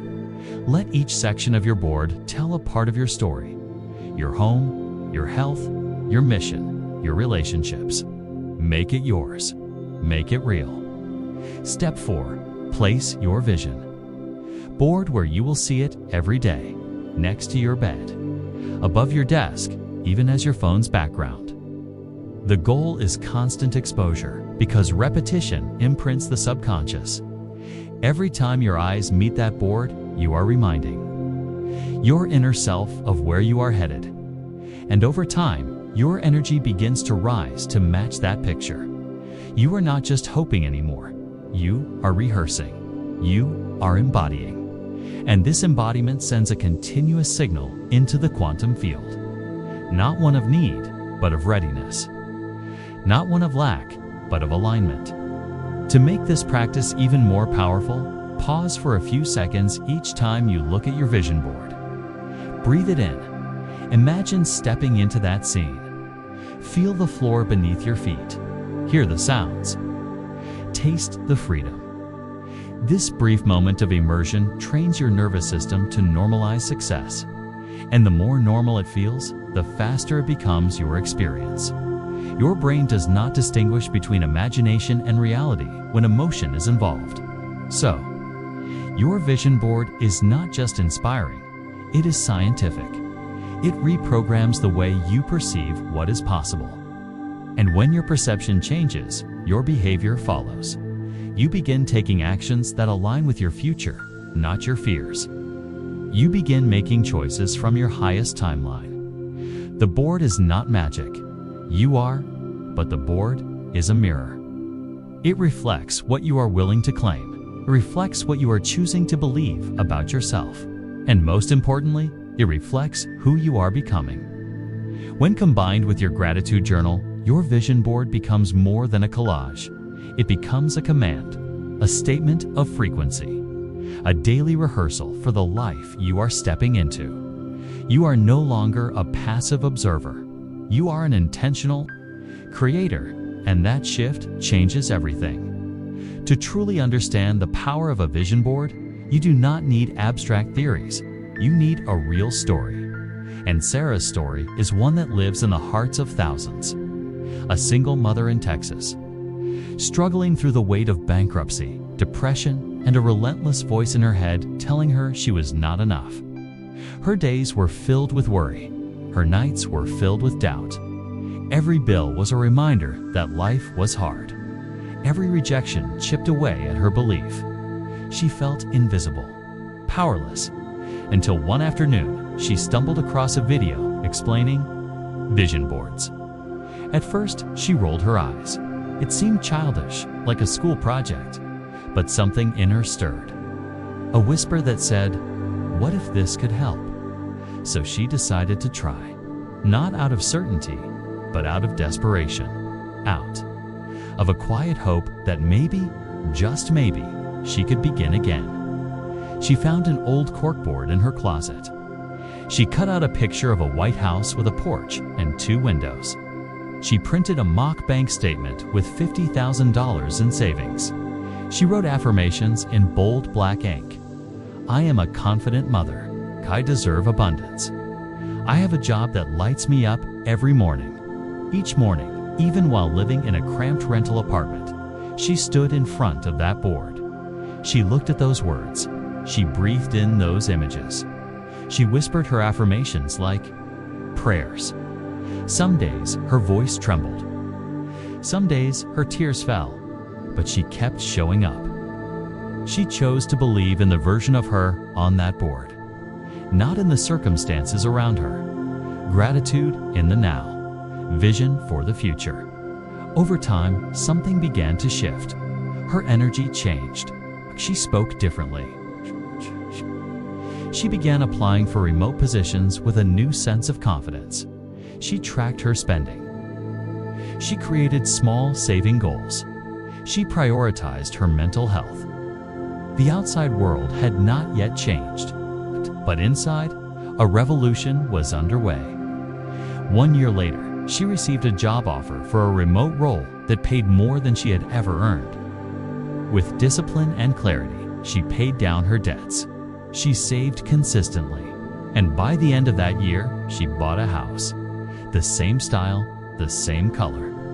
The very image she had taped to that board now stood in front of her in real life. Sarah did not use magic.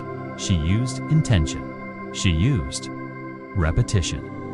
She used the science of visualization and the frequency of words to rewire her identity. And when her identity changed, her life followed. When asked how she did it, she said, "Nothing outside me changed until I changed inside." Every day, those pictures and words helped me become someone new, someone I finally believed in. Sarah's story is not just inspirational, it is instructional. It reminds us that even in the darkest place, a small spark of vision can light the path forward. It teaches us that tools like vision boards are not about fantasy. They are about frequency. They help you stay connected to who you are becoming, especially when your current reality tries to make you forget. And most of all, Sarah's journey proves this. You do not need everything to be perfect to begin. You just need a clear image, a powerful word, and the courage to believe in it. One more day, one more breath, one more morning in front of that board. Let this be your reminder.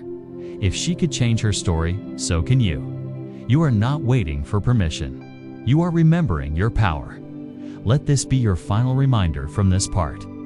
Give your belief a home. Give your dreams a space to land. What you appreciate expands. What you focus on grows. The words you write in your gratitude journal are not just reflections of what is. They are invitations for more of what you love to come in. And the images you place on your vision board are not wishful thinking. They are signals, repeated daily, that tell your subconscious and the universe exactly where you are headed. Energy needs structure. Without a place to anchor, inspiration fades like morning mist. That is why these tools are more than habits. They are sacred rituals, daily reminders that you are not just reacting to life, you are designing it. So do not let your energy stay trapped in your mind. Let it live on paper. Let it shine on a board. Let it be visible on your wall.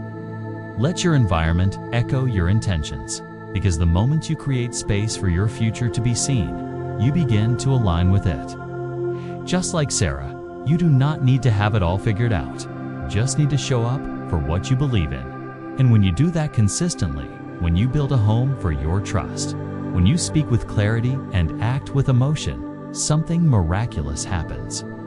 Life meets you where you are. The universe keeps its promise. What you hold in your frequency becomes what you hold in your hands. So ask yourself today, where will you place your belief? Where will you store your gratitude? What vision will you dare to see again and again until it becomes the ground beneath your feet? Because when you hold your energy every day, the universe will hold its word. There is a quiet space between intention and manifestation that most people misinterpret. It is the space where nothing seems to change, where doubt whispers louder than belief, and where the temptation to give up feels almost justified. But this space is not a sign of failure. It is a sacred pause where the invisible roots of your new reality begin to take hold beneath the surface. You may not see the shift yet, but that does not mean it is not happening. Energy always moves before matter. And just like a seed must grow roots before it breaks through the soil, your desires must first take form in the quantum field before they appear in your physical world. This is why the law of attraction is not about watching the clock. It is about watching your frequency. The universe does not respond to deadlines. It responds to the emotional tone you hold over time. When you are in the gap, the space where there is no proof, what you feel becomes more important than what you see. If you panic in that space, if you begin to question everything, if you let fear rewrite the story, you send a mixed signal. But if you stay grounded, if you keep trusting, if you nourish your faith like a gardener tends the soil, something powerful happens. You become a vibrational match for the very thing you are waiting for. Remember, the time you most want to quit is often the time your energy is being rearranged at the deepest level. So do not walk away from your field just because the fruit has not appeared yet. Stay present, stay connected. Keep doing the inner work. Hold the vision as if it were already true. Speak the affirmations that remind you of who you are becoming. Use your gratitude journal to anchor your awareness in abundance. Look at your vision board and breathe life into the images. These practices are not just routines. They are energetic signals. They are acts of alignment. They are how you stay in the frequency of what you desire even when your eyes cannot yet see it. You are not being ignored. You are being prepared. The universe is rearranging people, places, and events in your favor. But like all divine timing, it unfolds according to energetic coherence, not urgency. And the space you are in right now, where things feel still or uncertain, is part of that process. You are learning how to embody the vibration before the evidence arrives. You are being invited to become the version of yourself who does not wait to feel confident or abundant or worthy. You claim it first, you live it first. And in doing so, you shift from seeker to source, from hoping to knowing, from waiting to creating. So ask yourself, in this moment of stillness, not what you are lacking, but what you are holding. Are you holding faith or fear? Are you breathing trust or tension? Are you acting from alignment or anxiety? These are the questions that define the outcome.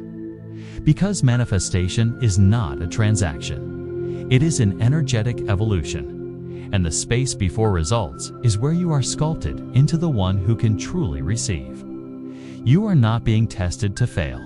You are being stretched to hold more. Peace, more power, more presence. And the longer you stay in integrity with your inner world, the more inevitable the outer shift becomes. So do not rush the soil. Do not dig up your seed to see if it is working. Water it with belief. Shine light on it with joy. Tend to it with patience. Because beneath the silence, life is already moving. There is a mysterious phase within the journey of manifestation that many people misunderstand. It is often called the gap phase or the void. This is the space where you have already shifted your mindset.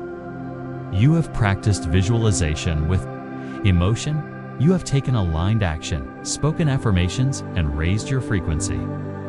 Yet nothing in your outer world seems to reflect the change. This can be deeply unsettling, especially when your heart is committed and your energy is devoted. But here lies one of the most powerful truths within the law of attraction. The universe does not operate on instant feedback. It operates on energetic consistency. And this gap, this silence, is not punishment or evidence that you are off track. It is the energetic buffer zone where your old reality begins to dissolve and your new one begins to assemble. Think of it as the sacred in-between, the moment between exhale and inhale, where stillness holds all potential. This phase is not where you question yourself. It is where you confirm your belief. It is where you prove to the universe and to yourself that your energy is not dependent on outer validation. The question becomes simple yet profound. Can you hold your vibration when nothing seems to be happening? Can you trust the seeds you planted even before the sprouts appear? Because that is where your true power lives. Most people abandon their alignment in this gap. They say things like nothing is working or I must be doing something wrong. But these declarations send mixed signals that delay the manifestation. The law of attraction does not respond to what you hope for. It responds to the frequency you live in consistently. When you are in the gap, it is easy to fall back into doubt. But doubt is not a sign to stop. It is a sign to go deeper. This is where the most potent transformation happens. Not in results, but in the version of you who rises without proof, who chooses to feel grateful without seeing the outcome, who holds the vision even when the evidence is still invisible. This is the ultimate test of alignment. The truth is, the void is not void at all. It is filled with rearrangement, is filled with preparation. It is the pause before the quantum leap. Just like when a bow is pulled back before releasing the arrow, this moment is building energy, momentum, direction. Your job is not to rush it. Your job is to steady your hands, quiet your mind, and keep holding the intention. You are not alone in the gap. Every creator, every dreamer, every person who has brought something meaningful into existence has passed through this phase. It is part of the sacred rhythm. Trusting the gap means no longer needing immediate feedback to validate your power. It means you choose alignment because it is who you are, not just a tool to get what you want. In this way, you become magnetic, not because you are chasing results, but because you are embodying truth. And from that embodiment, reality bends to meet you. So the next time you feel the silence, the stillness, the pause, do not call it failure. Call it foundation. Call it alignment. Call it the final breath before the breakthrough. And remind yourself gently but firmly that you are not here to force results. You are here to become the living match for them. You are here to radiate the frequency that calls them in with certainty, ease, and deep knowing. In the language of energy, nothing is more powerful than unwavering belief held in the face of uncertainty. That is where miracles begin. So what is truly happening when it seems like nothing is happening? This is the moment to understand the invisible mechanics of manifestation. On the surface, it may feel quiet, slow, or even stagnant. But behind the scenes, a massive energetic realignment is underway. Your old belief systems, the ones rooted in fear, doubt, and limitation, are being quietly replaced by a new internal structure of trust, worthiness, and expansion. This shift is not always loud. It does not always announce itself with dramatic changes, but it is deep and it is essential. Like tectonic plates beneath the surface of the earth, your inner world is moving. And as these movements occur, your external world begins to adjust in response. You may not see the full picture yet because the pieces are still being arranged. But that does not mean the picture is not forming. The universe works like a master puzzle artist, assembling every detail with precision. People, ideas, situations, and opportunities are aligning to meet you at the vibration you are now holding. While you are anchoring your new frequency, the universe is synchronizing the external elements that match it. This process requires patience, not because it is slow, but because it is sacred. If a flower is forced open too soon, it loses its beauty and strength. The same is true for the life you are creating. It is not delayed, it is being refined. And during this time, you are being given a powerful gift, the chance to master your energy, to learn how to stay centered and focused even without external confirmation. This is emotional maturity. This is vibrational leadership. This is when you stop reacting to what is and begin creating from who you choose to be. You start to understand that reality is not just what you see, but what you project. Your energy is no longer a response. It becomes a command. You are learning how to hold the frequency of fulfillment before the fulfillment arrives. That is not pretending. That is aligning. Because every time you choose gratitude over doubt, presence over panic, and faith over fear, you are carving a new neurological and energetic pathway. You are telling your brain and the universe that you trust the process even when it is invisible. That kind of trust carries immense power.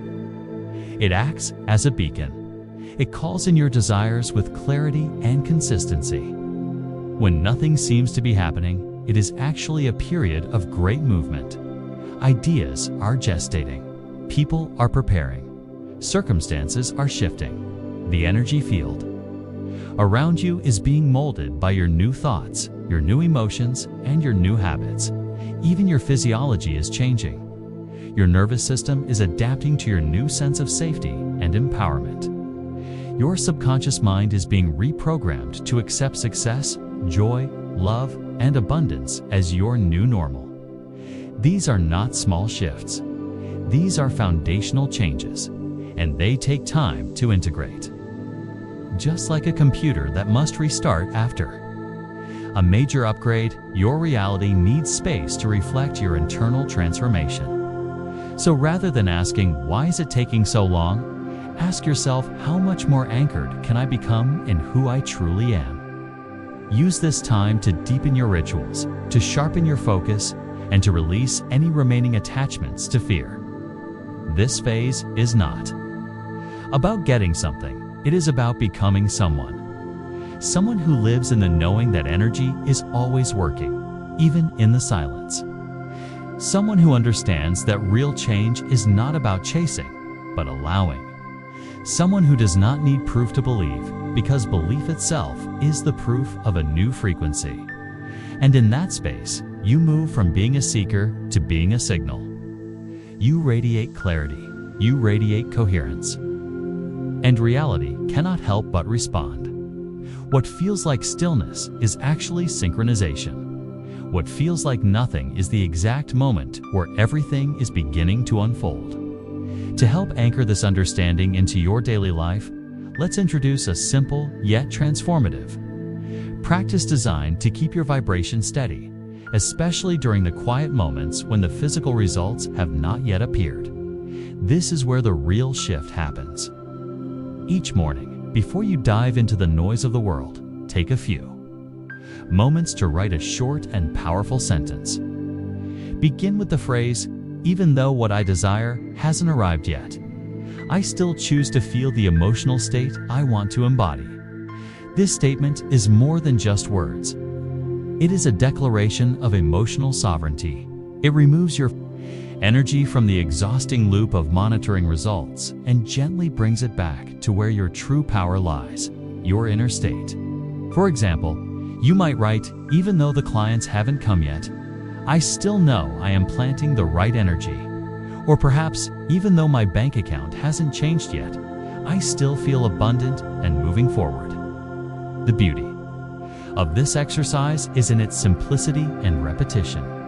By practicing this daily, you begin to train your nervous system to feel safe, calm, and empowered regardless of external circumstances. You stop waiting for evidence to give yourself permission to feel good. You begin generating that emotional reality from within. This is not denial. This is alignment.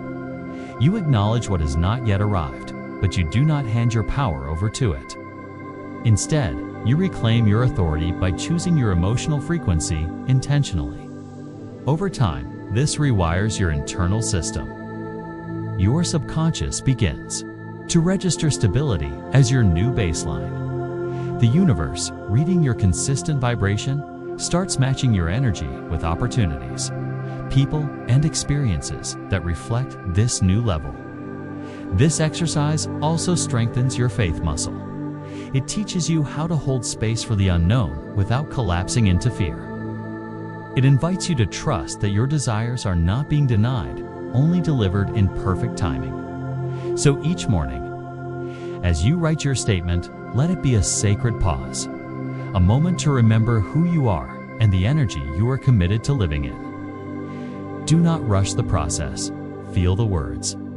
Let them land in your heart, not just pass through your hand. You are not just journaling. You are programming your energetic field with intention.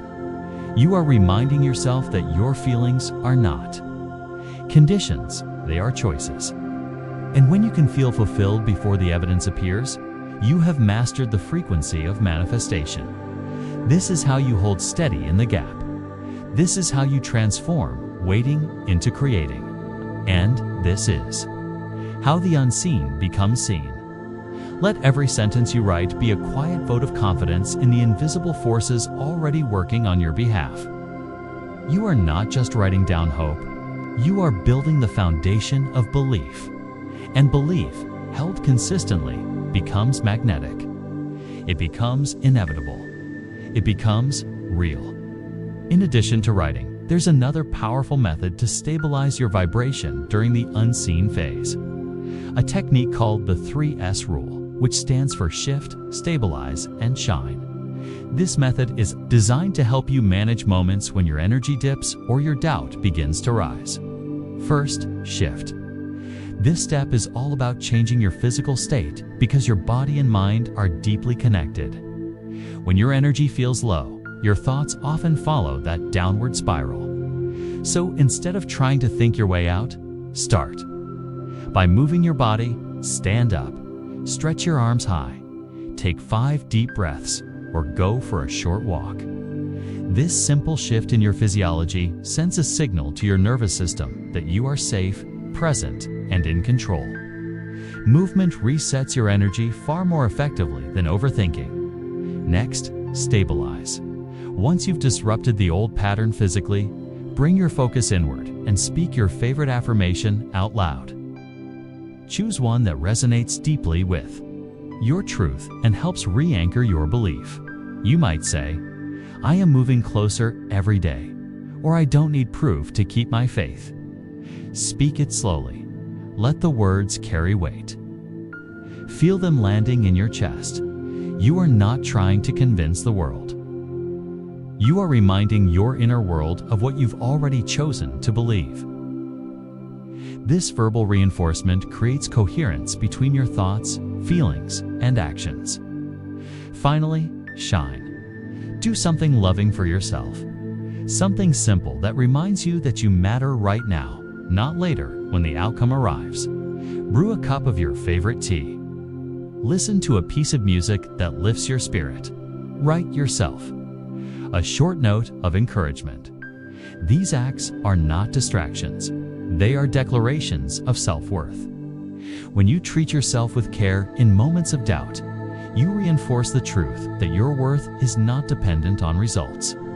You become your own source of support.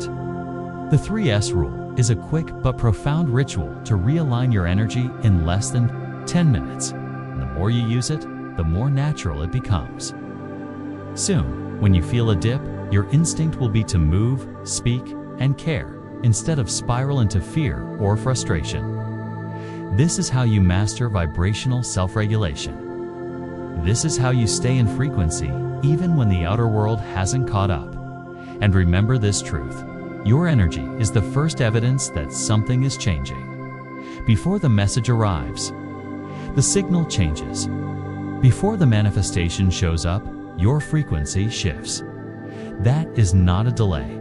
That is the beginning. So let your energy be your first sign. Let your emotional state be your proof. You do not need anyone's permission to feel good today. You do not need a perfect outcome to treat yourself with love. You only need to remember that every time you shift, stabilize, and shine, you are training yourself to hold the future before it arrives. And that is the essence of alignment. That is the vibration that creates. That is the frequency the universe listens to. So the next time the doubt creeps in, use the 3S rule like a sacred reset. Move your body, speak your truth. Do something kind for yourself. Let these 3 steps become your foundation. Not because everything is already perfect, but because you are choosing to be powerful in the process. That is the kind of energy that bends reality. That is the kind of vibration that leads to breakthroughs. And that is how you become someone who lives in faith, no matter what phase of the journey you are in. To bring this all together, let's explore a real-life story that beautifully illustrates what it means to hold your frequency when nothing outside seems to change. Maria, a former school teacher, made the brave decision to quit her job during the global health crisis to pursue her dream of becoming a content designer. She didn't jump blindly. She created a vision board with images of her ideal workspace, job title, and the kind of creative projects she wanted to produce.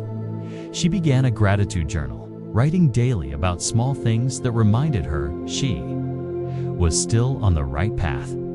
She applied for nearly 50 positions, crafting thoughtful applications, personalizing every message. But day after day, there was no response, not even a single interview. The silence began to shake her confidence. Her mind started whispering the old beliefs. Maybe she wasn't good enough.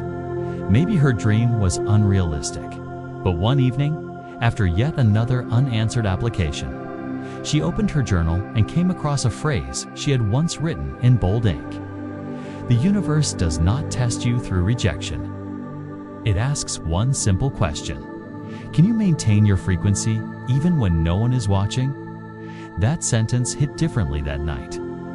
She realized she had been measuring her progress only by results, when in truth, progress was happening within. The decision was made. She stopped chasing outcomes and started embodying her dream as if it had already come true. She woke up every morning at the time she would if she had the job. She dressed in the kind of clothes she would wear to a creative agency.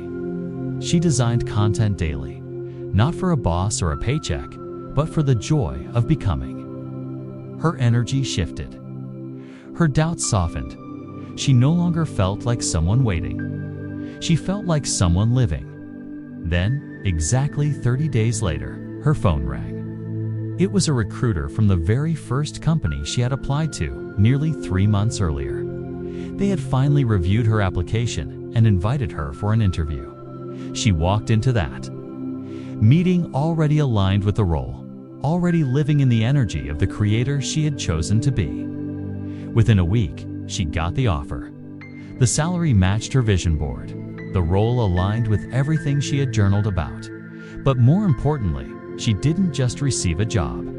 She received confirmation of a deeper truth. That reality begins to shift when you do. That frequency is the foundation of manifestation. And that when you hold your energy with faith, even in silence, something always begins to move. Maria's story is not just inspiring, it's instructive. It reminds us that the gap between intention and manifestation is not empty space. It is a sacred phase of becoming. And it is not about waiting passively. It's about living actively, in alignment with the future you've claimed. So the next time you feel like giving up, remember her journey. Remember that the world may take time to reflect what you already know inside. But if you keep your frequency steady, if you choose to live as the version of yourself who already has it, then life will catch up. The right door will open. The perfect call will come, not by chance, but by vibration. Because the universe is always listening, especially when no one else seems to be. So keep showing up. Keep being who you said you would be. That consistency is the frequency of creation, and the results are already on their way. And if you're still wondering when your moment will come, if you're questioning whether you're doing something wrong because the results haven't shown up yet, let this be your reminder. True belief is not proven by what you say. It is revealed by the energy you hold when nothing outside has changed. Faith isn't loud. It doesn't need to announce itself. It shows up in quiet persistence, in the way you continue to align your actions, your thoughts, and your emotions with the reality you've chosen, even when that reality hasn't arrived. You don't need evidence to believe. It is your belief that creates the evidence. The vibration you hold becomes the foundation that physical results build upon. So instead of looking outward for validation, return inward. Ask yourself, am I being the person who already has it? Am I living, breathing, and choosing from that place? Because that is what truly shapes your future. That is what the universe responds to. When it feels like you're in the dark, when nothing makes sense and doubt creeps in, remember this. Sunrise doesn't happen instantly. The sky turns light slowly. And before the world wakes up, there's a moment of stillness, of silence, where only the faithful are still holding their flame. So hold yours. Keep the light on. Keep your vision alive. Keep trusting your frequency, not because you see the results yet, but because you know that alignment is always followed by manifestation. Even if the world hasn't caught up, even if no one else sees it, your energy is already creating momentum. Your inner light is already carving space for your dream. And the universe always finds its way to those who do not put out their light. This is not the end. This is the test of faith. This is where the seeds you planted begin to stir beneath the surface. So do not give up just because the sun hasn't risen. Keep rising from within, because dawn always comes to those who refuse to turn off the light. And your light is still burning strong. Now that you've learned to hold the energy even when results are unseen, it's time to explore the next bridge in the manifestation process. That bridge is action. Not any action, but the kind that rises from inner clarity and emotional alignment. The law of attraction was never meant to replace action. It was meant to refine it. When your vibration is in tune, when your thoughts, emotions, and identity are all synchronized, something extraordinary happens. You begin to feel gentle nudges, inner pulls, ideas that seem to come from nowhere but feel exactly right. These are not random. They are inspired signals, responses from the universe to your internal alignment. And what you do with these signals makes all the difference. This is where we must make a clear distinction. Not all action is created equal. There is a world of difference between action driven by force and action guided by inspiration. Forced action is rooted in fear, lack, and urgency. You take steps because you're afraid something won't happen unless you push. It feels heavy, draining, disconnected. You're not flowing with life. You're trying to control it. And even when results come, they often feel unsatisfying or short-lived. On the other hand, inspired action feels like a spark. It may arrive as a whisper or a sudden excitement. It may not make logical sense, but it feels true. It comes from a space of ease, of natural momentum, and when you follow it, you often find yourself in the right place at the right time with the right people. Inspired action is not about doing more. It's about doing what resonates. It's about choosing from a place of alignment rather than desperation. You are not trying to chase results. You're allowing your energy to lead the way. Imagine two people starting the same business. One is operating from fear of failure, hustling, forcing outcomes, doubting every step. The other is grounded in joy, taking steps because it feels expansive, because the idea came through during meditation or a moment of clarity. Both are taking action, but only one is aligned. Guess who will create with more ease? Guess who will attract more synchronicity? The difference is not in the strategy. It's in the frequency behind the strategy, and that frequency comes from listening. Inspired action requires stillness, presence, and the courage to follow your inner voice, even when it seems small. Sometimes it's reaching out to someone. Sometimes it's saying no. Sometimes it's starting something new with no clear guarantee. But every inspired action carries an invisible thread connecting you to what you desire. You don't have to figure out the whole path, just the next right move. You're not meant to force life into shape. You're meant to feel your way forward. So when you feel resistance, pause. Ask yourself, am I forcing this from fear? Or is there another way that feels more alive, more true, more joyful? Because when your action comes from alignment, it doesn't feel like effort. It feels like expression. It feels like you are being carried by something greater. That is the dance between energy and reality, between inner world and outer manifestation. And it all begins with a simple shift from I must to I feel called. Trust that the universe is always communicating, but it speaks in emotion, in flow. In intuition, your job is to listen, to follow, and to move with trust. Not because you're chasing something, but because you're becoming the version of you who already lives it. When you walk in alignment, doors open not because you kicked them down, but because you were invited. So stop trying to force your way in. Tune in, and when you feel that quiet yes inside your body, take the step. That is inspired action. That is how energy becomes form. That is how your dream becomes your life. So how do you recognize inspired action when it shows up? The truth is, it rarely comes wrapped in certainty or logic. Instead, it often arrives when you're not trying at all. Maybe you're washing dishes, walking in nature, or lying quietly with your eyes closed. Then suddenly, an idea appears. Not loud, not forced, just there. A gentle thought, a quiet nudge, a whisper that feels important. You didn't try to think of it.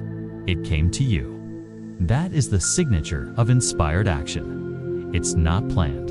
It's not squeezed out of stress. It flows through the silence between your thoughts. And it usually doesn't make much sense on paper, but it feels right in your body. It stirs a subtle sense of excitement or curiosity, a sense of wonder. You find yourself thinking, I don't know why, but I feel like I should do this. Maybe it's signing up for a class that has nothing to do with your current job. Maybe it's calling someone you haven't spoken to in years. Maybe it's writing an idea down at midnight that doesn't yet have a purpose. These are not coincidences. They are invitations. You may not know where they lead, but they are never random. These intuitive nudges often carry a wisdom beyond your logic. They bypass the mental noise and touch something deeper inside you, something ancient, something true. And while your rational mind might say, that doesn't fit the plan, your energy knows better. Because inspired action isn't about sticking to the map. It's about following the compass. And the compass always points toward alignment, toward expansion, toward connection. Many people miss these signals because they're too busy thinking, over-planning, analyzing, waiting for certainty. But inspiration doesn't live in overthinking. It lives in openness, in presence. It lives in the space you create when you relax your grip and let go of control. That's when your system becomes receptive. That's when the universe can whisper. And that's when the magic begins. One of the biggest myths in manifestation is that everything must be scripted and calculated. But the truth is, your greatest breakthroughs often begin with a single step that made no sense at the time. Think about it. The email you almost didn't send. The event you were hesitant to attend. The post you weren't sure anyone would read. And yet, one of those small steps became a turning point. Not because it was perfect, but because it was. Aligned because it carried your true frequency. That's how energy moves. It doesn't need to be loud. It just needs to be felt. Inspired action feels light, not heavy. It feels exciting, not draining. It comes from curiosity, not pressure. And it always leads to growth. Even if the result isn't what you expected, the step itself moves you forward. It shapes you. It opens new pathways.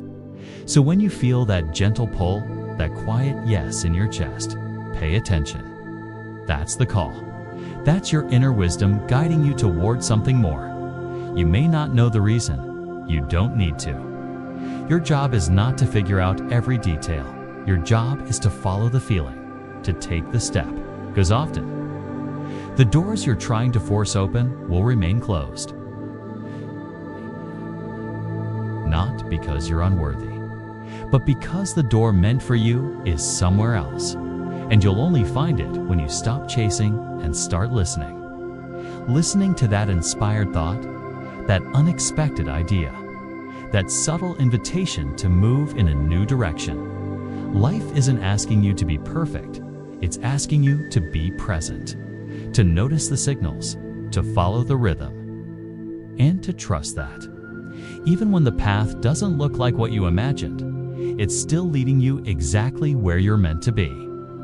That is the essence of inspired action. It's not about logic. It's about alignment. It's not about forcing results. It's about becoming the version of you who acts from truth, from trust, from your highest energy. So stay open, stay curious. And when you feel that pull, however small, honor it.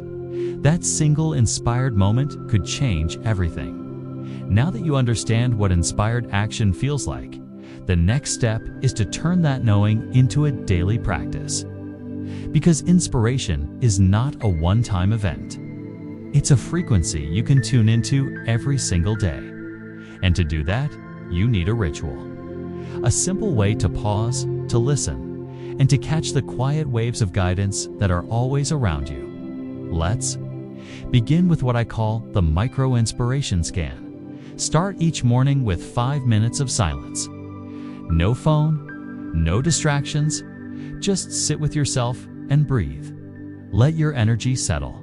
Then ask, gently and without pressure, what is inviting me today? What is life nudging me toward? If I already had the reality I desire, how would I move through? This day, what would I choose to do from that version of me? These questions are not about planning. They are about sensing, feeling, listening. Once you feel the tiniest pull toward something, write it down. Just one action, it's one small step. It might be sending a message, creating a post, taking a walk, making a phone call, cleaning your space, updating your resume, smiling at someone you usually pass by. The size of the action doesn't matter. What matters is the feeling behind it. You want to feel a little spark, a subtle shift. That's how you know it's aligned. That's how you know it's carrying the right frequency. And then, the most important part, do it. Not tomorrow. Not when you feel more ready. Today. Even if it's imperfect. Even if you're unsure. Even if your mind says it's too small to matter. Because here's the truth. A brand new life rarely starts with a massive event. It begins in the micro moments you almost ignore. The email you almost didn't send. The video you almost didn't post. The notebook you almost didn't open. Every day, life gives you a small doorway. A whisper. A moment that invites you to act from your higher self. Not the version of you who's waiting for everything to be ready, but the version of you who knows that readiness is a state you create through movement, through presence, through courage. You don't need to overhaul your life in one day. You only need to take one step from your truest energy. That's the essence of the Micro Inspiration Scan. It brings you back into relationship with your inner wisdom. It strengthens your trust. In yourself, it builds a habit of aligned action. And most of all, it reminds you that you are not stuck. That there is always something you can do right now from the energy of belief, not fear. Over time, these tiny actions compound. They create momentum. They open doors you didn't know existed. Because when you say yes to the small invitations, the universe says yes back in bigger and bigger ways. So start tomorrow, or better yet, start today. Wake up, breathe, listen. Ask the question, what is calling me? And whatever the answer is, let it move you. Let it lead you. Let it shape your day from the inside out. Because one day, that single message you almost didn't send might change your career. A one walk you almost didn't take might bring you the idea that redefines your purpose. That one post you almost didn't share might touch someone who becomes a key part of your journey. You never know which step will be the turning point. But you do know this. If you don't take it, you'll never find out. So take the step. Trust the whisper. And let your inspired action become the bridge between where you are and where you're meant to be. When you begin to take inspired action, it may not look like much. It might feel ordinary, quiet, almost invisible to the world. But these moments are where everything begins to shift. A powerful example of this truth is the story of James Clear, the author of one of the most successful self-development books in the world, Atomic Habits. Before the book, before the millions of readers, before the recognition, James was just someone trying to find his voice. He didn't have a detailed master plan. He didn't know exactly what his message was or whether anyone would care. But he felt a gentle inner nudge, a quiet invitation that said, just write one email, just share one habit. Not because of a grand strategy, not to impress, but simply because something inside him wanted to express. So he sat down and wrote a single email about a small habit. He sent it to a tiny list of readers, just a few dozen people. No big launch, no audience, no promise of anything. And yet, he kept going. Week after week, email after email. No pressure, no expectations. Just pure energy, just consistency, just following that subtle pull of inspiration. Over time, something started to grow. His voice became clearer. His ideas became sharper. His audience expanded. People began to resonate. They shared his writing. They told others. His list grew. His confidence grew. His message took root. And 2 years later, that simple email. Practice became the foundation for Atomic Habits, a book that would go on to sell millions of copies worldwide. A book that would help people in every corner of the planet shift their behaviors and reshape their lives. But none of it started with a big plan. It began with one moment of alignment. One tiny act of expression. One inspired action. This is the essence of real momentum. It doesn't erupt like an explosion. It unfolds like a seed that quietly roots itself in fertile soil. Inspired action often looks small on the outside, but it carries the energy of transformation. It opens doors that logic could never predict. It creates pathways that the mind alone could never map out. When James Clear wrote his first email, he had no evidence that it would lead anywhere. But he trusted the feeling. He followed the whisper. He acted from the energy of presence, not pressure. And in doing so, he gave his purpose a doorway. He gave his gift a channel. He allowed his message to find its way into the world. What inspired action does? It doesn't demand clarity before you start. It invites you to start so clarity can arrive. It doesn't need permission, only needs willingness. A willingness to act before the result is guaranteed. A willingness to trust the vibration more than the outcome. So if you're waiting for the perfect moment, the clear plan, or the guaranteed success, pause for a second and look inward. What small inspired step is available to you right now? What expression is quietly asking to move through you? Maybe it's a note you feel called to write. Maybe it's a post you want to share. Maybe it's a project you've been putting off because it seems too small to matter. Whatever it is, don't judge it. Just follow it, because in that action, no matter how tiny it seems, lives the frequency of your future. And like James Clear, you might look back 2 years from now and realize that your entire path changed the moment you said yes to the smallest spark. This is how the universe works. It doesn't shout, it whispers. And those who create great things are not the ones who wait for the loudest signal. They're the ones who respond to the softest one.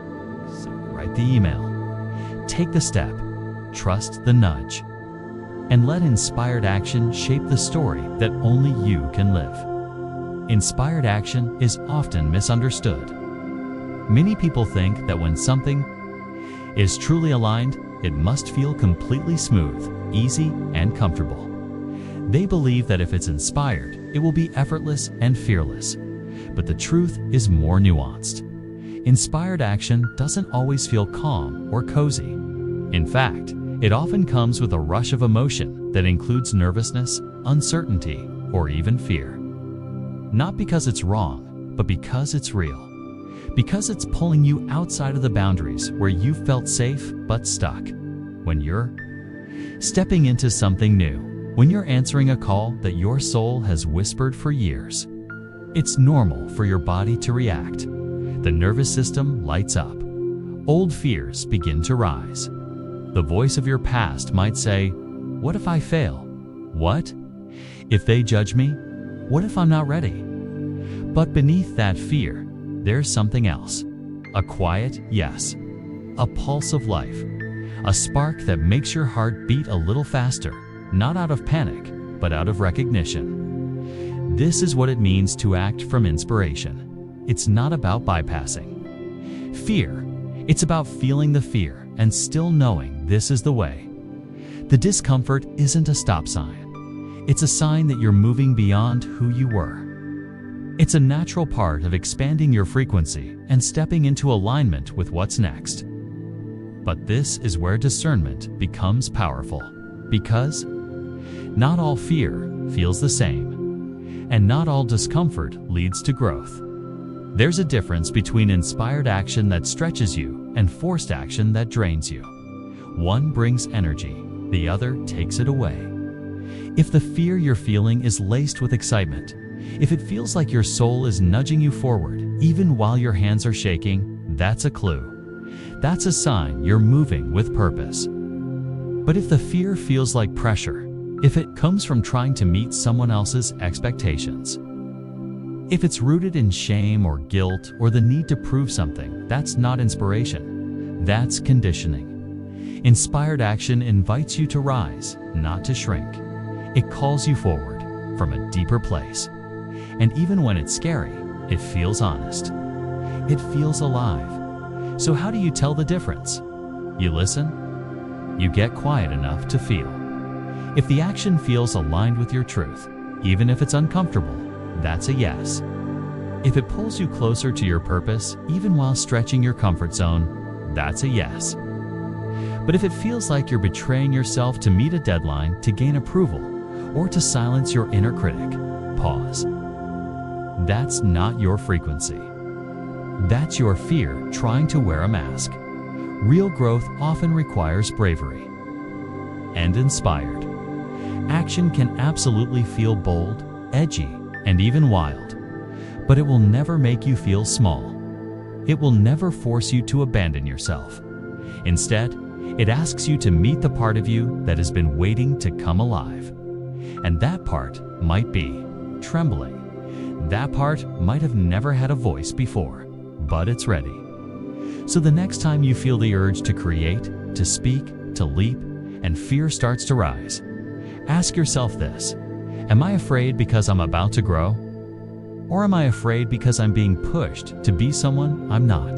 That question will guide you. That awareness will keep you grounded. Inspired action is not about comfort. It's about courage. And courage doesn't mean you're not afraid. It means you choose to move forward anyway because something inside you is more powerful than fear. That something is your truth. That something is your alignment. That something is the energy of transformation. So let your nervous hands write the email. Let your trembling voice record the message. Let your uncertain steps walk toward the vision, because that's how magic begins. Not with perfection, but with presence. Not with certainty, but with choice. The choice to trust the energy even when the mind questions it. The choice to act from inspiration even when comfort is missing. And the choice to say yes to the life that is waiting for you just outside the edges of your fear. You've learned to listen. You've learned to trust. You've taken the steps that your heart quietly whispered. But now comes a part that many overlook, the part where you honor yourself for what you've already done. In the realm of the law of attraction, celebration is not a reward. It is a declaration. When you celebrate the smallest aligned action, when you acknowledge your own energy shift, when you pause just to feel proud for showing up, you send a loud message to the universe. That message is not just a thank you. It is a signal that says, I'm ready for more. Because the truth is, the universe does not respond to your words. It responds to your frequency. And the frequency of appreciation, of genuine joy, of internal recognition is one of the highest vibrations you can emit. Many people wait until the big thing arrives. The perfect relationship, the dream house, the massive paycheck. And only then do they allow themselves to feel proud, to be happy, to feel fulfilled. But that sequence is reversed. Fulfillment is not the result. Fulfillment is the fuel. When you celebrate every small sign of alignment, you reinforce that energy. You amplify your magnetism. You turn a single spark into a roaring signal. It can be as simple as acknowledging that you followed through on a commitment, that you journaled your gratitude today, that you shifted your mindset in a hard moment, that you chose kindness when you could have reacted. Every single one of these moments is a win, and every time you notice and appreciate that win, you shift. your identity into someone who is already becoming, someone who already lives in the energy of success, not because of the outcome, but because of the awareness it took to notice the transformation. Celebration is not about being flashy or loud.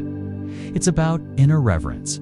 It's a quiet nod to your growth, a smile in the mirror, a breath of pride, a pause to say, I did something today that aligned with who I'm becoming, and that matters.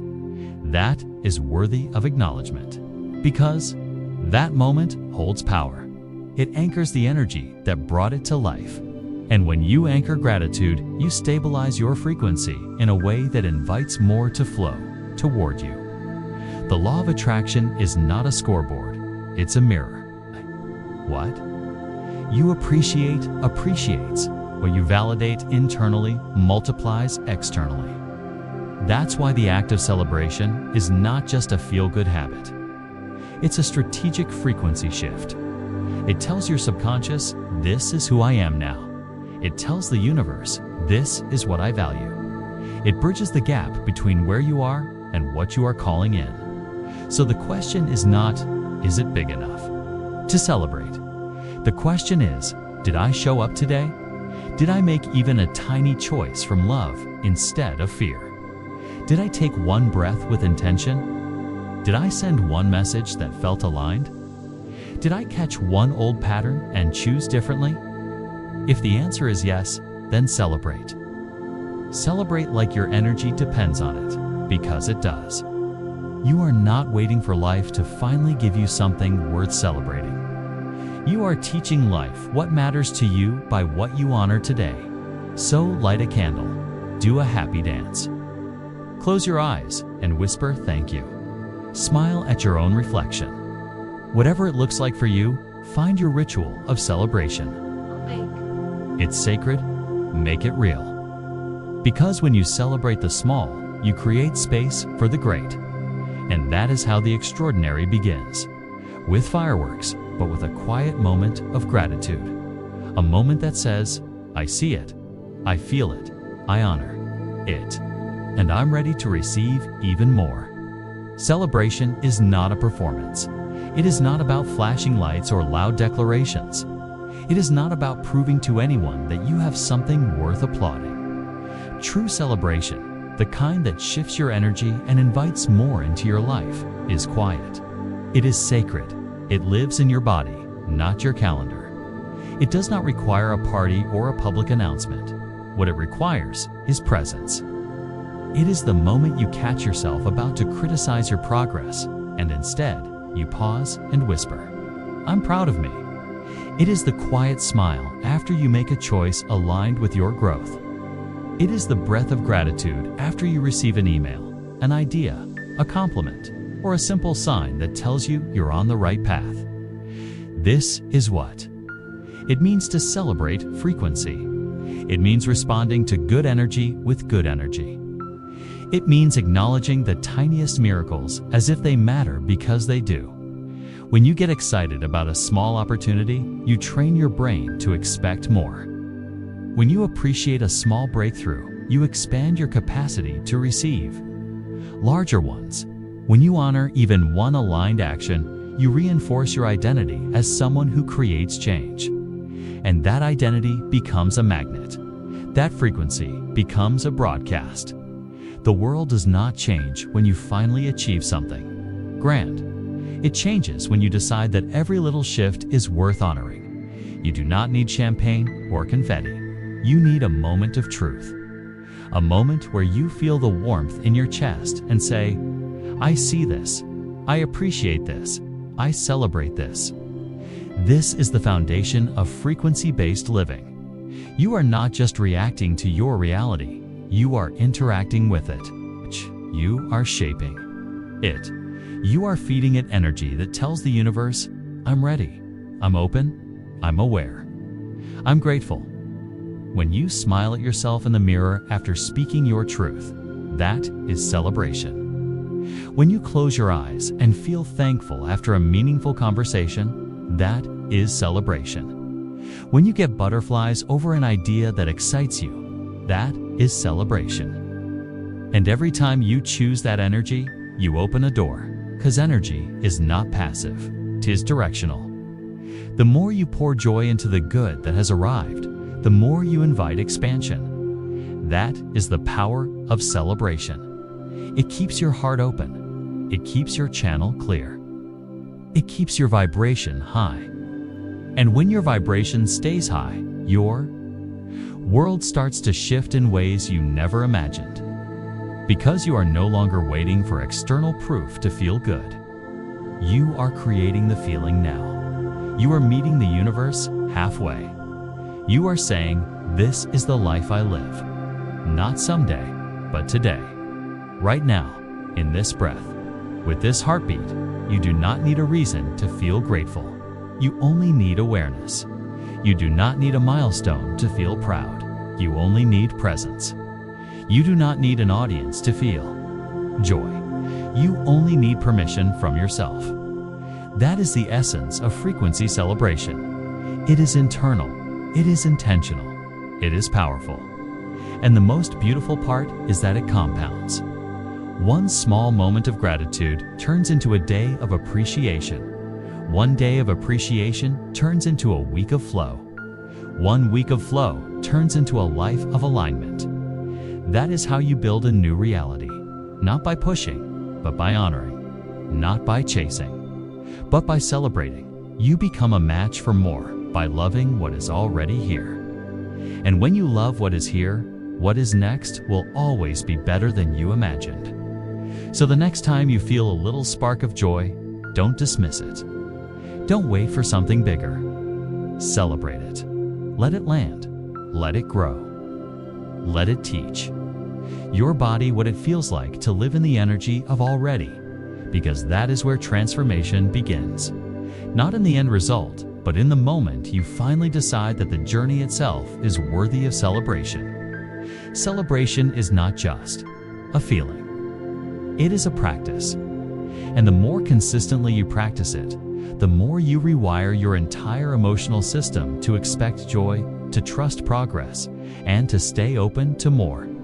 One of the most powerful tools you can use to embody this frequency daily is the energy celebration. Journal. It is simple, but transformative.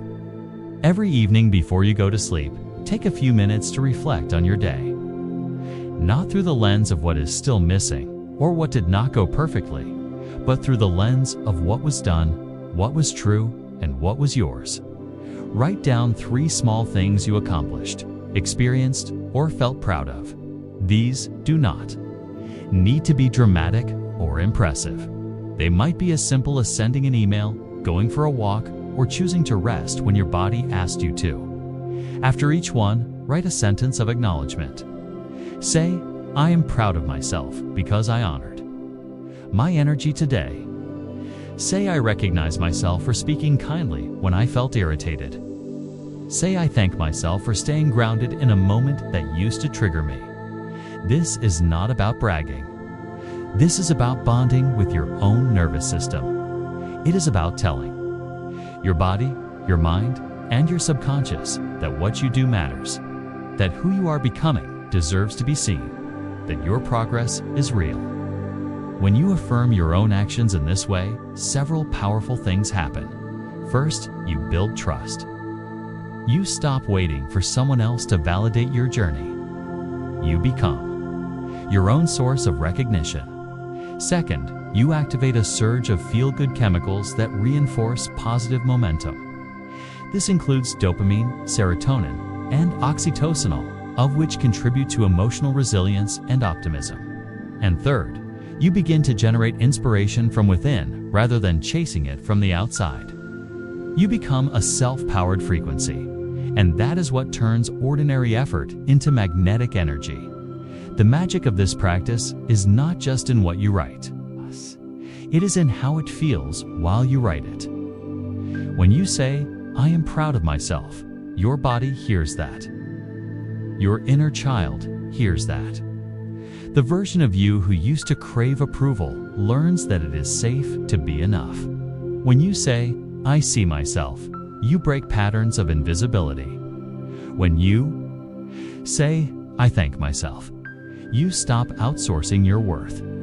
The Energy Celebration Journal is not a diary of what went perfectly. It is a declaration that your presence matters, that your effort matters, that your smallest victories are not so small, that your daily choices are shaping a future you can be proud of. Some days, the list will be full of momentum. Other days, it may feel like a whisper, but even a whisper counts. Even resting counts. Even choosing love when frustration shows up counts. Every page you fill becomes a thread in the fabric of your self-trust. And self-trust is the foundation of manifestation. You do not manifest what you are desperate for. You manifest what you feel safe to receive. Celebration creates that safety. It tells the universe, I am not waiting anymore. I am already receiving. I am already grateful. I am already enough. And in that energy, more begins to flow to you. So tonight, take 5 minutes, grab a pen, close your eyes for a breath. Ask, what did I do today that deserves my own recognition? And write it down. Say it out loud. Feel it in your body.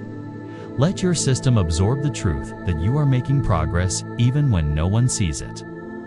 Let your heart remember that every step counts. Let your energy declare, I celebrate myself because I am worth celebrating. And in that vibration, you become unstoppable. Not because you have it all, but because you finally realize that every piece of who you are becoming is already worthy of joy. The most extraordinary transformations often begin with the smallest shifts. Angela, a young woman from England, once found herself in a season of uncertainty. She had lost her job and, along with it, her sense of direction and belief in her ability to bounce back. Instead of sinking deeper into anxiety or waiting for external change, she decided to take one simple step inward. Each evening, Angela sat down with a pen and a journal and wrote down 3 small things that had gone well that day. These were not grand milestones or impressive wins. They were humble moments that often go unnoticed. One night, she wrote, today I smiled at a stranger. Another night, she noted, today I drank water right on time. On another, she wrote, today I cleaned the corner of my desk. These entries became more than just a list. They were reflections of a mind that had chosen to look for light in places where darkness once lingered. Every time she acknowledged something good, however small, she planted a seed of hope. As the days turned into weeks, Angela noticed a change. Not in her circumstances yet, but in her energy. She felt lighter, more open, more willing to believe that good things could still find her. By celebrating these little wins, she was not pretending everything was perfect. She was choosing to stay emotionally available to miracles, even when none had shown up yet. Then, almost exactly 3 months into her new ritual, she received a message that had been sitting in her spam folder unnoticed. It was a job offer from a company she had contacted months ago.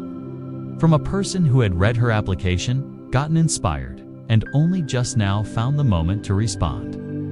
Angela said she laughed and cried at the same time. Not because it was magical in the way she expected, but because it was magical in the way she never could have planned. When she later shared her story, she said, I do not know how the universe shifted things around. I only know that I shifted myself. That sentence carries the deepest truth of all. So often, we try to move the outside world first. We push, we force, we strive. But the most potent transformation starts within. Angela's nightly celebration practice was not a trick or tactic. It was a declaration. A statement to her own subconscious that said, I am worthy of feeling proud. I am worthy of noticing what is good. I am worthy of peace before proof. Her energy aligned with gratitude long before the job came. That is why it came. She tuned her vibration to receptivity and trust, and the physical result eventually followed. This is the quiet power of honoring your small steps. When you celebrate yourself consistently, you build momentum that is emotional, energetic, and magnetic. You stop waiting for permission to feel good. You give yourself that permission every single night. Angela's story is a reminder that there is no such thing as an insignificant moment. The smile you give, the glass of water you drink, the clutter you clear from your space, all of it matters. All of it counts. And the universe, though it may take time, always responds to the frequency of someone who is already celebrating. So if you find yourself in a waiting season, unsure of what is next or how long it will take, start here. Start with the day you are living. Find 3 things to appreciate. Write them down. Say them out loud. Let yourself feel the truth that you are doing better than you think. Let every small win become a bell you ring that signals to the universe, I am ready for more. Because when you shift your energy, you shift your life. Not in theory, not in the future, but right now. In this moment, with the pen in your hand and your heart wide open to receive. And this brings us to the invisible force that ties everything together.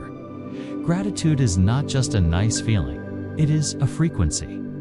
When you feel thankful, truly thankful, you are no longer operating from lack. You are no longer chasing something outside of yourself to fill a void. Instead, you are standing in fullness. You are broadcasting the message that says, I already have enough. I am already whole. I am already aligned with what I desire. And that is why gratitude is one of the strongest magnetic states you can enter. It signals to the universe that you are no longer begging for change. You are welcoming it. You are no longer proving your worth. You are embodying it. The frequency of appreciation tells life, I recognize what is here, and I am open to more. That shift from wanting to honoring is subtle but powerful. You do not need something massive to happen before you give thanks. In fact, the real transformation begins when you choose gratitude in the midst of uncertainty. When you can look around and say, even now, I find beauty. Even now, I feel blessed. Even now, I choose to celebrate. That is when your vibration begins to rise. And when your vibration rises, your entire reality starts to respond. It is not about forcing results. It is about aligning your energy with what you know is already on its way. Gratitude is the bridge. It connects your current moment to the outcome you desire. Not because it manipulates reality, but because it anchors you in a state that attracts it. As the saying goes, you do not need something to happen to feel thankful. You just need to tune into the frequency, and the right things begin to find you. Let gratitude be your new baseline. Let appreciation be the home you return to each day. Because when you live in that energy, life cannot help but reflect it back. You become a magnet for everything aligned with your joy, your peace, and your end, and your purpose. And now, we arrive at the end of this 4-hour journey together.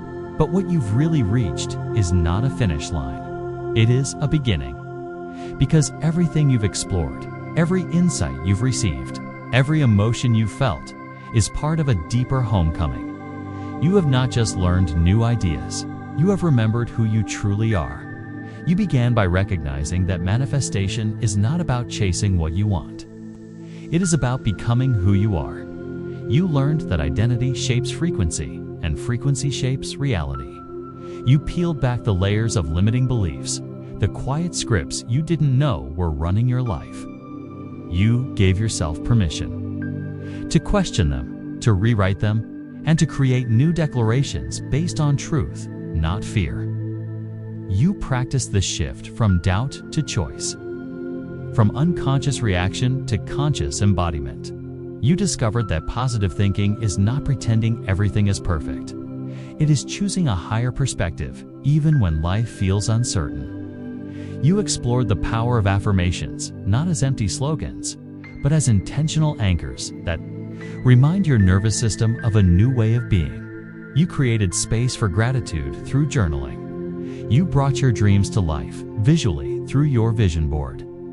You tuned in to the whispers of inspired action, those quiet nudges that may not make sense to the mind, but always resonate with the heart. And most importantly, you learned to celebrate, not someday, but now. You discovered that joy is not the result of arriving. Joy is the energy that gets you there. You stopped waiting for outside proof and began living as if it was already true. And in doing so, you became magnetic. You became present.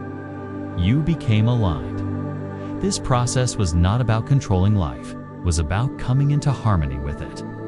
It was about remembering that everything begins within. The way you see yourself, the way you speak to yourself, is the way you choose to feel, act, and respond.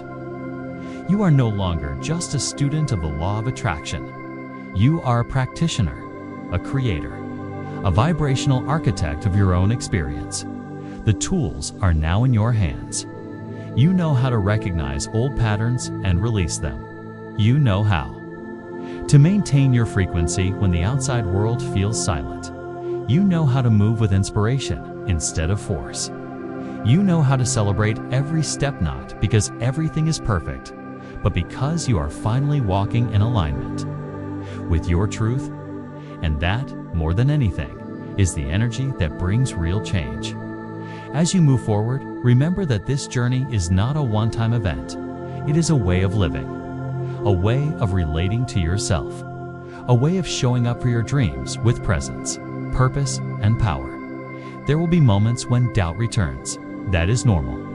But now you have the tools to meet it with awareness, to pause, to breathe, to remember what you've built, and to keep going not with pressure, but with trust. The kind of trust that says, even when I do not see the outcome yet, I know I am already aligned with it. Even when nothing has shown up physically, something has shifted internally. And that shift is what creates all things. So, as you close this chapter, take a deep breath. Let it anchor everything you felt. And hold this truth close. You are not waiting for a miracle. You are living as one. Keep becoming. Keep choosing. Keep believing. Because the life you're creating is already reaching for you. And the next step begins now. And now, it is time to shift from understanding to embodiment. This is your moment to step into the truth you've been remembering over the past 4 hours. Not just to know it with your mind, but to live it with your entire being. Because transformation does not happen from watching a video. It happens when you let the message become a movement inside of you. Right now, take a breath and ask yourself with honesty and courage, what is one action I am willing to take today to anchor this new energy? Will you write your first affirmation? Will you begin your vision board and gather images that reflect the life you are creating? Will you pause and celebrate a small win you used to overlook? Or will you simply place your hand on your heart and whisper with love, I have begun. Whatever it is, let it be real. Let it be sacred. Let it be yours.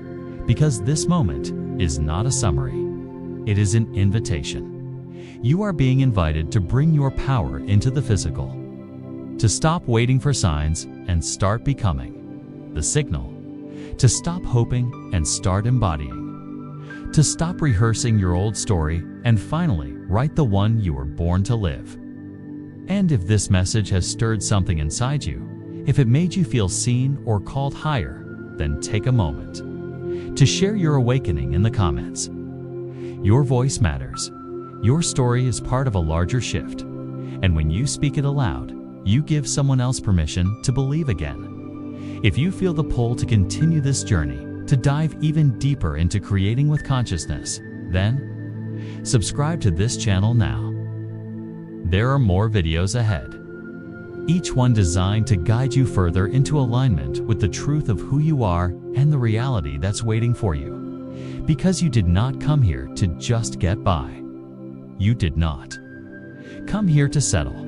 You came here to shine, to feel alive, to live with purpose. And the thing you are dreaming of, the life you are reaching for, the version of you that you glimpse in quiet moments of clarity, it is not somewhere far away. It is not waiting for you years from now. It is within reach, right now.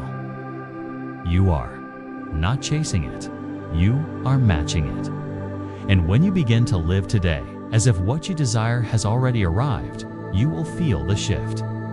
Not in theory, but in your bones, in your breath, in the choices you make, in the energy you carry into every room. So let this not be the end. Let this be ignition. Let this be the day you stop waiting for evidence and become the evidence. The world is not asking for your perfection. It is asking for your alignment, for your bravery, for your heart.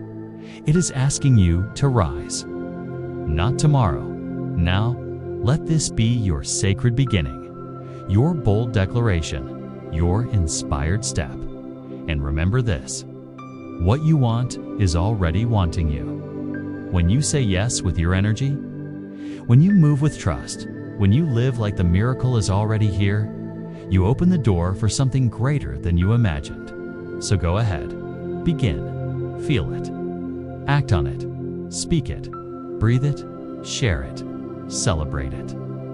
And above all else, be it.